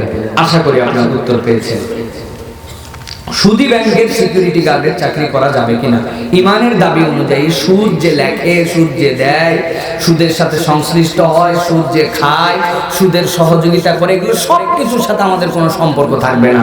অতএব কারো যদি এরকম সুদী ব্যাংকের, যেই ব্যাংকের সুদের লেনদেন হয় ওইটার ব্যাংকের যদি এটিএম বুথ, এইগুলার গার্ড, এগুলার চাকরি হয়, আপনি মেহেরবানি করে এখান থেকে নিজেকে সরাই নিয়ে একদম বিশুদ্ধ আপনার জব খোঁজার জন্য চেষ্টা করবেন। এটা আপনার জন্য আকরাবুল তাকওয়া, তাকওয়ার ক্ষেত্রে আপনার গুরুত্বপূর্ণ। কিন্তু যুক্ত আছে এই জায়গায় একটা বিষয়, একটা মার্কেট আছে, ওই মার্কেটের আপনি গার্ড, কিন্তু একটা দোকান ওর মধ্যে আছে এটিএম বুথের, অথবা একটা বড় মার্কেট, 3 তলায় আছে ব্যাংক, আরো গার্ড আছে। আপনি যদি এরকম উন্মুক্ত গার্ড হন তাহলে আপনার জন্য নাজায়েজ হবে না। কিন্তু ব্যাংক সুদী, সেই আপনাকে ওই ব্যাংকের টাকা নিরাপত্তা দেওয়ার জন্য আপনাকে নিয়োগ দিছে, কোনো ইমানদার এইরকম জায়গা থেকে চাকরি না করে উন্নত, তার সঠিক হালাল একদম 100% এরকম জায়গায় তার জন্য চাকরি করা উত্তম হবে। কোন দিনদার মানুষকে পছন্দ হলে তাকে কি আল্লাহর কাছে চাওয়া যাবে? প্রিয় ভাইরা, প্রথম কথা হচ্ছে যে ইসলামী শরীয়তে আল্লাহ রাব্বুল আলামিনের কাছে আপনার চাওয়ার ক্ষেত্রে কবুলিয়াতের একটা শর্ত আছে। আমরা মাঝে মাঝে সেটা অনেক জায়গায় আলোচনা করি। সেটা হচ্ছে আপনি হারাম কিছু আল্লাহর কাছে চাইতে পারবেন না, আপনার চাওয়াটা হালাল হতে হবে। এখন আপনার পরিবারের পক্ষ থেকে বা কাউকে আপনার মনে হয়েছে যে এই লোকটা যদি আমার জন্য উপযুক্ত হয় তাহলে আমার জন্য ভালো হবে, আপনি আপনার রবের কাছে এটা ফরিয়াদ দিতে পারেন যে আমার রব, এটা যদি আমার জন্য ভালো হয় তাহলে আপনি আমাকে, তাকে আমার কাছে ম্যানেজ করে দেন, তার জন্য আমাকে উপযুক্ত বানায় দেন, এটা আপনি দোয়া করতে পারেন। এবং এই দিককে টার্গেট করেই কিন্তু ইসলামে আপনার আমার জন্য ইস্তেখার আর সালাতের কথা বলা হয়েছে, যে আপনি আল্লাহর কাছে সাহায্য প্রার্থনা করে আপনার কোন দিকে তারজিহ যায় এটা নেওয়ার জন্য আল্লাহর কাছে সালাত আদায় করবেন এবং দোয়া করবেন, সেই হিসাবে এটা জায়েজ। কিন্তু বয়ফ্রেন্ড গার্লফ্রেন্ড আগেই বানায় নিছেন, নেওয়ার পর আবার আল্লাহর কাছে দোয়া করতেছেন, মানে আপনি একটা হারামে মিশে আপনি এখন বাটির মধ্যে দুনিয়ার গু, ওর মধ্যে থেকে কোন ভাতটায় গু লাগে না এইটা বেছে খাওয়ার চিন্তা করতেছেন। এটা কোন ইমানদারের প্র্যাকটিস হতে পারে ভাই? এটা নয়। কিন্তু হ্যাঁ, এরকম একজনের সাথে পাত্র হিসেবে তিনি আপনার জন্য ভালো হয়, পাত্রী হিসেবে আপনি আল্লাহর কাছে দোয়া করতে পারেন, কিন্তু ওইটা যেন হারাম না হয়। একটা মহিলা গেছে, আপনার দেখে মনে বাবা সেই সুন্দর, আল্লাহ এরে আমার বউ বানায় দাও, তো ওই লোক তো আগেই যেভাবে চলার কথা, আপনার তো দেখারই কথা নয় তার সৌন্দর্য, তার মানে সে হারামের মধ্যে চলাফেরা করতেছে, আপনি এটার জন্য কামনা করেন কেমন করে? ঠিক না? সুতরাং চেক অ্যান্ড ব্যালেন্স থাকতে হবে ভাই। এক কথায় একটা প্রশ্ন দিয়ে দিবেন আর উত্তর দিয়ে দেওয়ার পর ঝামেলা বাঁধায় ফেলবেন, এটা উচিত হবে না প্রিয় ভাইরা। একজন চিত্রনায়ক ইমামদের নিয়ে কটূক্তি করেছে, আমরা কি করতে পারি? আর ইমাম মুয়াজ্জিনরা আল্লাহর কাছে কি পরিমাণ সম্মান পাবে? যেই চিত্রনায়ক এই কাজ করেছেন উনি তো চিত্রেরই নায়ক, উনি তো আর ইমানদারদের নায়ক না, ঠিক কি না? যে ইমানদাররা তাকে নায়ক বলবে তাদের ঈমান শুধরাতে হবে, যে ইমানদাররা তাকে নায়ক বলবে তাদের ঈমান শুধরাতে হবে। প্রিয় ভাইরা, আমিও এই বক্তব্যটি দেখেছি, যে করেছে এটা একটি পাঁঠা। কি ভাই? পাঁঠা। আপনাদের এলাকায় কাটান দেয় না, বলদ আছে না ভাই? কাটান দেওয়ার পর বলদ, এই বলদ টাইপের এইগুলা বয়স 40 হয়, উনি নাকি মহিলাদের মহব্বত টিকিয়ে রাখার জন্য বিয়ে করেন। আরে ফাউলের ফাউল। আবার তার একজন উপস্থাপিকা জিজ্ঞাসা করে, আপনি বিয়ে শাদী করেন না কিন্তু নারীদের সাথে নিশ্চয়ই আপনার সম্পর্ক আছে। বলছে একজন নায়ক হিসাবে নারীদের সাথে সম্পর্ক থাকবে এটা কেমন করে হতে পারে? আমি এরকম একটা ভিআইপি নায়ক, আমার তো সম্পর্ক থাকবে। তার মানে নিজেও হারামকে প্রমোট করে, এটাকে নিয়ে গর্ববোধ করে। আল্লাহ বলছেন দুনিয়ার বুকে, তোমাদের মধ্যে কেউ যেন খবরদার প্রকাশ্য অপ্রকাশ্য তোমরা অন্যায়ের মধ্যে লিপ্ত হবে না, তোমরা কেউ কখনো চরিত্রহীন এরকম কোনো কাজের মধ্যে লিপ্ত হবে না, অসভ্যতার মধ্যে লিপ্ত হবে না। সে অসভ্যতাকে প্রমোট করে। সেই লোক যখন আবার ইমামদের ব্যাপারে বলে, ইমামরাই নাকি সকালবেলা যারা কোরআন পড়ায় তারা নাকি সবগুলা খারাপ কাজ করে বেড়ায়, বলে এরা কত খারাপ। উনি কত বড় ভিআইপি, চিন্তা করেন। ইমামরাই, ভুল যে কোন লোকের হতে পারে, কোন ভুলকে আমরা সমর্থন করি না, কিন্তু আপনি যখন ইমামরাই বলবেন, পার্সেন্টেজ কত? এই দেশে কত লক্ষ মসজিদ আছে, প্রত্যেক মসজিদের কত লক্ষ সকালবেলার মক্তবের শিশু আছে, এর মধ্যে অপরাধের সংখ্যাটা কত? আপনি সেটাকে ইমামের গায়ে যখন ছড়াবেন তখন বোঝা যাবে শুধরানোর উদ্দেশ্য নয়, আপনি একটা গোষ্ঠী বিদ্বেষ তৈরি করতে চান, ঠিক কিনা? বাংলাদেশে আমরা মক্তব প্রতিষ্ঠিত করতে চাই, মক্তব ছাড়া আমাদের হবে না। সেই সময় মক্তবের বিপক্ষে যারা এরকম কথা বলে, ওরা ইহুদি নাসারাদের এজেন্ডা বাস্তবায়ন করতে চায়, ঠিক কিনা? দেশে কোনোদিন কোনো কিছু করলো না, কেউ জানে না। আরে খারাপ পথে অনেকগুলা খারাপ কাজ করে পুরস্কার পায়, এবারটা জীবনে কোনোদিন কিছু করছে কেউ জানে না, আমেরিকায় যাই তার পুরস্কার দেয়। আসলে পুরস্কার দিছে না, কোনো পুরস্কার আগে দিয়ে বলছে এই কাজগুলা করবি, এই জন্য দেশে পাঠালাম। এটা গবেষণা করে ভেবে রাখা দরকার, ঠিক কিনা? আল্লাহ আমাদেরকে হেদায়েত দান করুক। আর এদেরকে যদি নায়ক বলেন, আপনাদের খবর আছে বলে দিলাম। কিসের নায়ক? এরা কিসের নায়ক? আপনার নায়ক যে ইসলাম ফলো করে, যে ইসলামের কথা বলে, যে আদর্শের কথা বলে, আল্লাহর দিকে ডাকে, সেই হচ্ছে আপনার নায়ক, ঠিক কি না? সুন্নতে খতনা করাতে গিয়ে শিশু আয়নের মৃত্যু হয়েছে, ইসলামের দৃষ্টিতে দায়কে ডাক্তার ও হাসপাতালের উপর পড়বে। প্রিয় ভাইরা, এই বিষয়গুলা সেনসিটিভ ইস্যু, অনেক দীর্ঘ কথাবার্তার মধ্যে আছে। প্রিয় ভাইরা, প্রথম কথাবার্তা হচ্ছে যে যদি ডাক্তার অদক্ষ হন, যে কাজের জন্য তার পারদর্শী নয়, যেখানে এই কাজ করার কথা নয়, সেখানে যদি অর্থবিত্তর লোভে যদি এই কাজ করেন, আর যদি এটার জন্য কোনো কারো মৃত্যু হয়, তাহলে অবশ্যই তাকে দায় নিতে হবে। কেননা আপনি এটার দক্ষ নন, আপনি এটা করছেন কেন? কিন্তু এটা যদি অ্যাক্সিডেন্ট হয়, ধরেন যে 100 জনের মধ্যে অজ্ঞান করা হয়, একজনের অজ্ঞানের মাত্রা তার জন্য কম বেশি হয়ে গেছে, এটা সবসময় ডাক্তারের আয়ত্তের মধ্যেও থাকে না। আমি কাউকে ডিফেন্ড করার জন্য বলছি না, কাউকে দোষারোপ করার জন্য বলছি না, এই জন্য বলছি এগুলো তদন্ত সাপেক্ষে বিষয়। আপনি মাইকে এখানে প্রশ্ন করে দিয়েছেন, ইউটিউবে যেন আপনার একটু ভিউ বেশি হয়, আমি নিজে পড়িও নাই, হট করে এটা পড়ে ফেলছি, চলে আসছে, আপনি এটা প্রচার করে দিবেন, এরকম নয় প্রিয় ভাইরা। তবে চিকিৎসা ব্যবস্থায় কোনো ডাক্তার যদি ডাক্তার না হয়, কোনো প্রতিষ্ঠানের যদি লাইসেন্স থাকে, আপনি যদি কাজ করেন তদর্শ সাপেক্ষে যদি প্রমাণ হয়, অবশ্যই তার জন্য এটা শাস্তি হবে। কিন্তু দুঃখ লাগে, দেশে অনেক কিছু নিয়ে অনেক কথা হয়, সেটা নিয়ে কথা নাই। এই কথার পরে মৌলিক কথা কি উঠছে জানেন? বলছে খাতনা করাটাই একটা অনৈতিক কাজ, এই খাতনা করাই উচিত না, যেই কাজ করতে যে এরকম হচ্ছে এটা কাটার দরকার কি? আসল জায়গা কোথায় বুঝছেন? পৃথিবীর সব নবী রাসূলের 4টা সুন্নাত ছিল। কয়টা? পৃথিবীর সব নবী রাসূল বিবাহ করেছেন, সব নবী রাসূল সুন্নতে খাতনা করেছেন, সব নবী রাসূল সুগন্ধ পছন্দ করতেন। পৃথিবীর সকল নবী রাসূল যারা দুনিয়াতে ছিলেন, এই নবী রাসূলরা মিসওয়াক করতেন। সুতরাং পয়গম্বরদের সুন্নত আল্লাহ উম্মতের উপর এটা ফরজ করেছেন। মুসলমান শিশুর জন্য খাতনা করা 7 দিনের দিনে সুন্নত। আপনি একটা অ্যাক্সিডেন্ট দিয়ে এখন আপনি এটাকে যদি বলেন খাতনা করার বিপক্ষে, বুঝছেন তো ভাই কথা কোন জায়গায় যায়। বাংলাদেশে সেতু বানাতে গিয়ে প্রচুর সেতুতে দুর্নীতি হয়, হয় না? অতএব বাংলাদেশের সকল সেতু বানানো বন্ধ এবং সেতু মন্ত্রণালয় উঠিয়ে দিতে হবে, তাই তো না? যদি সেতু মন্ত্রণালয় না উঠান তো এক সুন্নতে খাতনা দিয়ে আপনি সুন্নতে খাতনার বিপক্ষে কথা বলেন কেন? ডাল মে কুছ কালা হয়, ঠিক না? আল্লাহ আমাদেরকে বোঝার তৌফিক দান করেন। পীর ব্যতীত হাসন নাসর পাওয়া যাবে না, কথাটি ব্যাখ্যা করলে খুশি হবে। এই ব্যাখ্যা আমার জানা নাই প্রিয় ভাইরা, কেননা এরকম কোনো কথাবার্তা কোরআন হাদিসের মধ্যে নাই। পীর হচ্ছেন কে? পীর হচ্ছেন আপনার উস্তাদ। আপনি আমাকে যেরকম মহব্বত করে আবেগে সাইফুল্লাহ বললে যথেষ্ট শায়েক বলতেছেন, হুজুরকে সাইফুল হাদিস বলতেন, এই শায়েকেরই একটা উর্দু পরিভাষা পীর। তিনি উস্তাদ, তিনি সুন্নতের রাস্তা দেখাবেন, আপনি গাইডলাইন দেখাবেন। কিন্তু উনি হাসরে যাওয়ার পর আপনাকে কান্দে তুলে নিয়ে আপনাকে বেহেশতে চলে যাবে। আপনি এদিকে যা ভণ্ডামি বদমাইশি তামাশা করবেন আর পীর সাহেবকে মাঝে মাঝে হাদিয়া দিবেন, উনি আপনাকে নিয়ে পার পাবে। এত সোজা ইসলাম না, এটা কোনো হিন্দুত্ববাদী ধর্ম নয়, এটা একটা বাস্তবিক ধর্ম ইসলাম। ইন্নাদ-দীনা ইনদাল্লাহিল ইসলাম।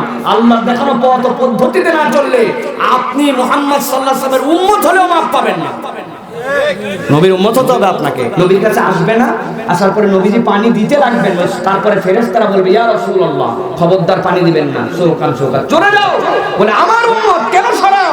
বলছে ইয়া রাসূলুল্লাহ আপনি চলে যাওয়ার পরে আপনি দিনের মধ্যে যা দিয়ে যান নাই ওরা তাই করছে, দিনের মধ্যে নতুন কিছু সৃষ্টি করছে, অতএব আপনার নবী তাকে সরায় দিবেন।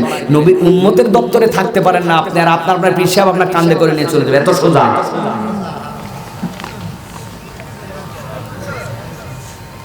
বুঝি নাই, প্রশ্ন করতে পারতেছি না। খাওয়াবে কি এই অজুহাতে আমাকে, আচ্ছা খাওয়াবে কি এই অজুহাতে আমাকে বাবা মা বিবাহ করিয়ে দিচ্ছে না, অথচ আমি প্রাপ্তবয়স্ক, আমার করণীয় কি? আপনি প্রাপ্তবয়স্ক, আপনার প্রথম করণীয় হচ্ছে আপনার নিজের রুজি উপার্জন করার যোগ্য হওয়া। আপনাকে খাওয়ানো পড়ানোর দায়িত্ব আপনার বালেগ হওয়া পর্যন্ত বাপ মার। আপনি যখন প্রাপ্তবয়স্ক এখন আপনাকেও খাওয়ানোর দায়িত্ব আপনার বাপ মার নাই। আরেকটাকে নিয়ে আসার ধান্দা করতেছেন কেন? অপরের ঘরে খাওয়াতে চান কেন? আমরা বিয়ের পক্ষে কথা বলি, ফিতনার বিপক্ষে কথা বলি, সমাজে বিয়ে সহজ করতে বলি, তার মানে এই নয় যে আপনি আপনার বাপ মায়ের কান্দের প্রাপ্তবয়স্ক হয়ে গেছেন আপনাকে বিয়ে দিতে হবে, এত সোজা নয়। কাজ করেন আপনি, বলে হুজুর কাজ পাই না, এখন তো পড়ালেখা শেষ হয়নি। আপনি জমিতে 6 মাস আপনি যখন ছুটি থাকবে মাঠে হাল ববেন, হাল বলে দিন কামলা খাটবেন, ধান কাটবেন, কাটে 500 টাকা করে কামাই করবেন, ভ্যান চালাবেন, আত্মসম্মানে লেগে যায় আমি অমুক বাড়ির সন্তান, আমি ভ্যান চালাবো। আপনার ভ্যান চালাতে আত্মসম্মান বোধ লাগে, আপনার বিয়ে করতে এত আকুল থাকে কেন? আবার যারা ঠিক বলতেছেন তাদের জন্য ডোজ আছে। আপনার ওই সন্তান আবার জিএফ নিয়ে ঘুরে বেড়ায়, একজন এসে বলছে আপনার ছেলেকে দেখলাম অমুক মহিলার সাথে, এই বয়সে কোন গরুগা, সমস্যা নাই, যেই বলছে আসে যে আমি হারামে জড়িত হয়ে যাচ্ছি, আব্বা তাকে নিয়ে ঘুরলাম, ওকে আমি বিয়ে করতে চাই। ঘুরছিস কিছু বলি নাই, বিয়ে করতে বলছি মানে উনি হারাম দেখতে চায়, হালালে নিজ সাপোর্ট করতে চায় না। এরকম আবাল মার্কা বাপও আছে, ঠিক কি না? আছে না? দুয়ের সমন্বয়ে সমাজ লাগবে প্রিয় ভাইরা, আবেগ কোনো জায়গায় দেখালে হবে না। আপনি আপনার সন্তানকে খাওয়ান না, ওয়ামা মিন দাব্বাতিন ফিল আরদি ইল্লা আলাল্লাহি রিজকুহা। দুনিয়াতে আল্লাহ যাকে পাঠাইছেন রিজিক নির্ধারণ করে পাঠাইছেন। আপনার পরিবারে অনেক সময় এরকম সন্তানকে বিয়ে দিয়ে দেখবেন আপনার আকাল চলে গেছে, পরিবারে বরকত এসে গেছে, সুবহানাল্লাহ। এটা আমার কথা না, আল্লাহ রাব্বুল আলামিন বলছেন ইউগনিকুমুল্লাহ, বিয়ে করো এবং চেষ্টা করো রুজি করার জন্য, আল্লাহ তোমাকে ধনী বানাই দিবেন, সুবহানাল্লাহ। অন্য কাউকে খোঁজা লাগবে না। আব্দুল্লাহ সাইফুল্লাহ 7,500 টাকা মাত্র যখন কামায় এই সময় বিয়ে করছি, বিয়ে করার পরে 1 বছর বউরে নিয়ে কোথাও ঘুরতে যাব এই টাকাও নাই, নিজে করবো কি আর নিজে করবো না, আল্লাহ এরপরে এমন বরকত দেওয়া শুরু করছেন এটা কোনো অঙ্ক দিয়ে মেলাতে পারবে না। 3 মেয়ে আর আমার স্ত্রী আমার জীবনের বরকত, সুবহানাল্লাহ। আর বাপ মার অনবরত দোয়া, আব্বা আম্মার দোয়া সব সময় তাদের দোয়া, তারা অসন্তুষ্ট হোক এরকম কোন কাজ আমরা করার চেষ্টা করি না। আল্লাহ এইটা দিয়ে আল্লাহ চোখ দিয়ে ঘুরে দিয়েছেন, কোনো তেমন যোগ্যতা নাই ভাই। যা ফাঁপড় মনে করতেছেন এই যে আসার আগে আপনারা আলোড়ন সৃষ্টিকারী আন্তর্জাতিক খ্যাতিবাদী সম্পন্ন এগুলো যা বলতেছেন এগুলো কোনো কিচ্ছু না ভাই, আল্লাহ রাব্বুল আলামিনের দয়া, বাস আলহামদুলিল্লাহ। এই জন্য আপনাদের সামর্থ্য থাকে সন্তান এরকম হয় তার সাথে আলোচনা করে বিয়ে দিয়ে দেন, কাজে একটু লাগাই দেন। আর আপনি যদি যোগ্য সন্তান হতে চান আপনি কাজ করার চেষ্টা করেন, করে সাথে সাথে বিয়ে করেন, তাহলে আপনার বাপও খুশি হবে আপনার উপরে। দুইয়ের মিলে ব্যালেন্স করে চলেন, আল্লাহ তৌফিক দান করুন। শেষ প্রশ্ন প্রিয় ভাইরা, আমার স্মরণ শক্তি খুবই কম, অনেক পড়লেও পড়া মুখস্থ হয় না। কিভাবে পড়া দ্রুত মুখস্থ করব, পরীক্ষায় ভালো রেজাল্ট করব? প্রিয় ভাই, হযরত ইমাম শাফিঈ রাহমাতুল্লাহি আলাইহির কাছে বিখ্যাত জিজ্ঞাসা। ইমাম শাফিঈ রাহমাতুল্লাহি আলাইহি তার ওস্তাদের কাছে বলেছিলেন, শাকাউতু ইলা উস্তাদি, আমি আমার ওস্তাদের কাছে যে শিকায়েত করলাম, সুহিফজি, আমার ব্রেন কম, মুখস্থ থাকে না। তিনি বললেন, মাত্র কয়েকটা কাজ করো, এর মধ্যে একটা কাজ হচ্ছে তুমি গুনাহমুক্ত তোমার জীবন নিয়ে যাও। আর চোখের গুনাহ যেটা, এই চোখের গুনাহ থেকে নিজেকে হেফাজত করা। আমাদের চোখের গুনাহ আমাদের অন্তরকে ভোঁতা বানায় দেয়। অনেক দেখবেন একদম অন্ধ, কি পরিমাণ হেফজ করে ফেলে, বাপরে বাপ, কিন্তু আমাদের চোখ থাকার পরেও ওই 70 বছরে 3টা সূরার বেশি মুখস্থ হয় না, ঠিক না? অতএব গুনাহ খাতা হচ্ছে আমাদের দূরে থাকতে হবে। কেননা আল ইলমু নূরুম মিনাল্লাহ, আল্লাহর পক্ষ থেকে এলেমটা নূর হিসাবে আসে। এটা অন্তরে যদি অন্ধকার হয়, গুনাহ খাতা যুক্ত হয়, এই জায়গাতে এই নূরটা বসে না। অতএব আল্লাহর কাছে বলতে হবে। 2 নম্বর, রব্বিশ রাহ লি সাদরি ওয়া ইয়াসসির লি আমরি ওয়াহলুল উকদাতাম মিন লিসানি ইয়াফকাহু কওলি, এটা বেশি বেশি পড়বেন। 3 নম্বর, পড়ার আগে পিছে দরুদ পড়বেন। আমি মাঝে মাঝে বলি, সব আমল বলে দিতে হয় না। বরকত নিজের জীবনে ধরে রাখতে চাইলে অনেক আমল গোপন রাখতে হয়, কিন্তু আমার ছাত্রদের জন্য এটা বলি মাঝে মাঝে। আমার পরীক্ষার একটা নিয়ম ছিল, যখনই আমি পরীক্ষার খাতায় লিখতাম, আল্লাহর দয়ায়, আল্লাহর দয়া, আমার কোনো যোগ্যতা নাই, রব্বুল আলামিন জীবনে একবার আমাকে সেকেন্ড বানাইছেন, এছাড়া কোনোদিন আল্লাহ রাব্বুল আলামিন আমাকে সেকেন্ড বানায়নি। একবার একটা টেস্ট পরীক্ষায় সেকেন্ড হয়েছিলাম আল্লাহর দয়ায়। এখানে কিসের ফার্স্ট আর কিসের সেকেন্ড, হয়তো খারাপ ছাত্র ছিল, তাদের মধ্যে পরে আমি হয়তো ফার্স্ট হয়েছি, কিন্তু আল্লাহর দয়া ছিল কি, আমি পরীক্ষায় যাওয়ার পরে, প্রশ্ন পাওয়ার পরে, অথবা যে কোনো পরীক্ষায় আগে নবী করিম সাল্লাল্লাহু আলাইহি ওয়াসাল্লামের প্রতি দরুদ পড়তাম, এরপরে আউযুবিল্লাহ বিসমিল্লাহ পড়ে তারপর লিখতে শুরু করতাম। এরপরে 2 মার্ক 4 মার্কের প্রশ্ন উত্তর হয়তো শেষ করতে পারি নাই, কিন্তু এটা রেখে দিছি, দিয়ে সর্বশেষ নবী করিম সাল্লাল্লাহু আলাইহি ওয়াসাল্লামের প্রতি আবার দরুদ শরীফ পড়ে এরপরে আমি ওই পরীক্ষার হল থেকে উঠে চলে আসছি। এটা আমার ব্যক্তিগত প্র্যাকটিস ছিল। আপনি এখন বলছেন পরীক্ষায় ভালো ফলাফলের উপায় কি? পড়ালেখায় কিছুই করবেন না। আপনি মনে করছেন প্রথমে আউযুবিল্লাহ বিসমিল্লাহ দরুদ শরীফ, শেষে দরুদ শরীফ, খাতার মধ্যে ফাঁকা হবে। আপনাকে চেষ্টা করবেন, আল্লাহ পূর্ণতা দিবেন, সাথে আল্লাহর প্রতি তাওয়াক্কুল করতে হবে। আল্লাহ আমাদেরকে বোঝার তৌফিক দান করুন, আল্লাহুম্মা আমিন। কোনটা ভাই? সবার নিচে এইটা আমাদের আর হচ্ছে আমাদের কালেকশনে আমরা চাচ্ছি মামাজি কালেকশন। আচ্ছা, মাশাআল্লাহ। রুশায়েক, অনেক সময় মাহফিলগুলোতে খাবারের দোকানগুলোর পাশাপাশি কসমেটিক্স, খেলনা ইত্যাদির দোকান থাকে, সেখানে যুবক যুবতীরা উচ্ছৃঙ্খলভাবে ঘোরাফেরা করে এবং অনাকাঙ্ক্ষিত ঘটনা ঘটে। শায়েখের ব্যাপারে যদি কিছু বলতেন। আমি প্রথমে মাহফিলের দোকানদারদেরকে সব জায়গায় বলি, ভাই, আপনার রিজিক এই মাহফিলের কারণে হয়েছে। আপনি চটপটির দোকান আনছেন, আপনি বিভিন্ন দোকান এনেছেন, এই মাহফিল হয়েছে বলে আপনার দোকান। এখন আপনার দোকানের কারণে যদি মাহফিলের কোনো ক্ষতি হয়, মূল মাকসুদ মাহফিল, আপনার দোকানের কারণে যদি শরীয়তের কোনো বিধান লঙ্ঘন হয়, আল্লাহর কাছে আপনাকে ডবল অপরাধী হতে হবে, ঠিক কি না? তা আপনি কসমেটিক্সের দোকান আনছেন, ছেলেপেলেরা ওখানে যে ঘোরাফেরা করে, কপাল পোড়া ছেলেপেলে, এরা বাড়িতে বলে আসছে মাহফিলে যাচ্ছে, সিগারেট ধরাইছে, মাহফিল শেষ, এরপরে বাড়িতে যাবে, জানে খুব ওয়াজ শুনে গেল, কিন্তু এরা মাহফিলেও আসে না। এরা হতভাগ্য, কপাল পোড়া, ঠিক কি না? তো আপনারা একটা নিয়ম করতে পারেন, আপনার মাহফিলের একটা এরিয়া আছে, এই পাড়ার একটা এরিয়া আছে, মসজিদের একটা মহল্লা আছে, ঠিক কি না? এই মহল্লার মধ্যে আমাদের কর্তৃত্ব আছে, আছে কিনা? আমাদের মাহফিল, তুমি এই এলাকার মধ্যে কোনো দোকান দিতে পারবে না। 10টা 15টা যুবক যদি এক হয়, দোকান দিবি এখান থেকে 200 গজ দূরে যাইতে, যার সাথে দোকান মাহফিলের তার সাথে সম্পর্ক নেই, পারবেন না এটা ইনশাআল্লাহ। আর যারা দোকানদার, তাদেরকে আমি সব জায়গায় নসিহত করি, ভাই, আপনারও কবরে যাওয়া লাগবে, আমাদেরও যাওয়া লাগবে। ও বক্তারা যখন আলোচনা শুরু করে, বিকাল থেকে যাই মার্কেটিং করেন, এশার নামাজের পর দোকান বন্ধ করে দেন। আল্লাহর রাস্তা, আপনার জীবনে আপনি বরকত দেখতে পাবেন। আপনি দিয়ে দোকানের দাঁড়িয়ে রেখে আপনি মাহফিলে হাজির হন। আর আপনি যদি আপনার কারণে মাহফিলের লোক আসা ক্ষতিগ্রস্ত হয়, উচ্ছৃঙ্খলতা হয়, হারাম কাজ হয়, আপনার দুনিয়া আখিরাত বরবাদ হয়ে যাবে, ঠিক কি না? কোরআনের একটা পাওয়ার আছে, এটার একটা আধ্যাত্মিক শক্তি আছে। বরকত কেবল গণিতের অঙ্কে গুণে হয় না, ঠিক কি না? 50,000 টাকা কামাই, 47,000 টাকা মাসে খরচ, 3 মাসে জড়ো করছে 15,000, বাচ্চা অসুস্থ হয়েছে, ওই 15,000 শেষ। আরেকজন 25,000 টাকা আয়, 18,000 টাকা খরচ, 7,000 টাকা করে আয়। 1 বছরে 60 বারাং বা 92,000 টাকা জড়ো হয়েছে, কোনো কিছুই বাদে নাই। তো আপনি 25-এ অগ্রগামী হলেন না 50-এ অগ্রগামী হলেন? আপনি গণিত অঙ্কে মিলাতে পারবেন না প্রিয় ভাই, এটা একটা জাস্ট এক্সাম্পল দিলাম। এইজন্য আল্লাহ আমাদেরকে বোঝার তৌফিক দান করেন, বলেন আল্লাহুম্মা আমিন। প্রিয় ভাইয়েরা, আমার কথা শেষ। আল্লাহ রাব্বুল আমিন আমাদের আজকের আশা বসাকে কবুল করেন। 2 জনকে পুরস্কার দেব বলছিলাম, দিব আপনাদেরকে? বলতে হবে একজনকে। প্রথমে আমি বলেছি কোরআনের মাহফিলে আসলে অনেকগুলি লাভ আছে এবং এই কোরআন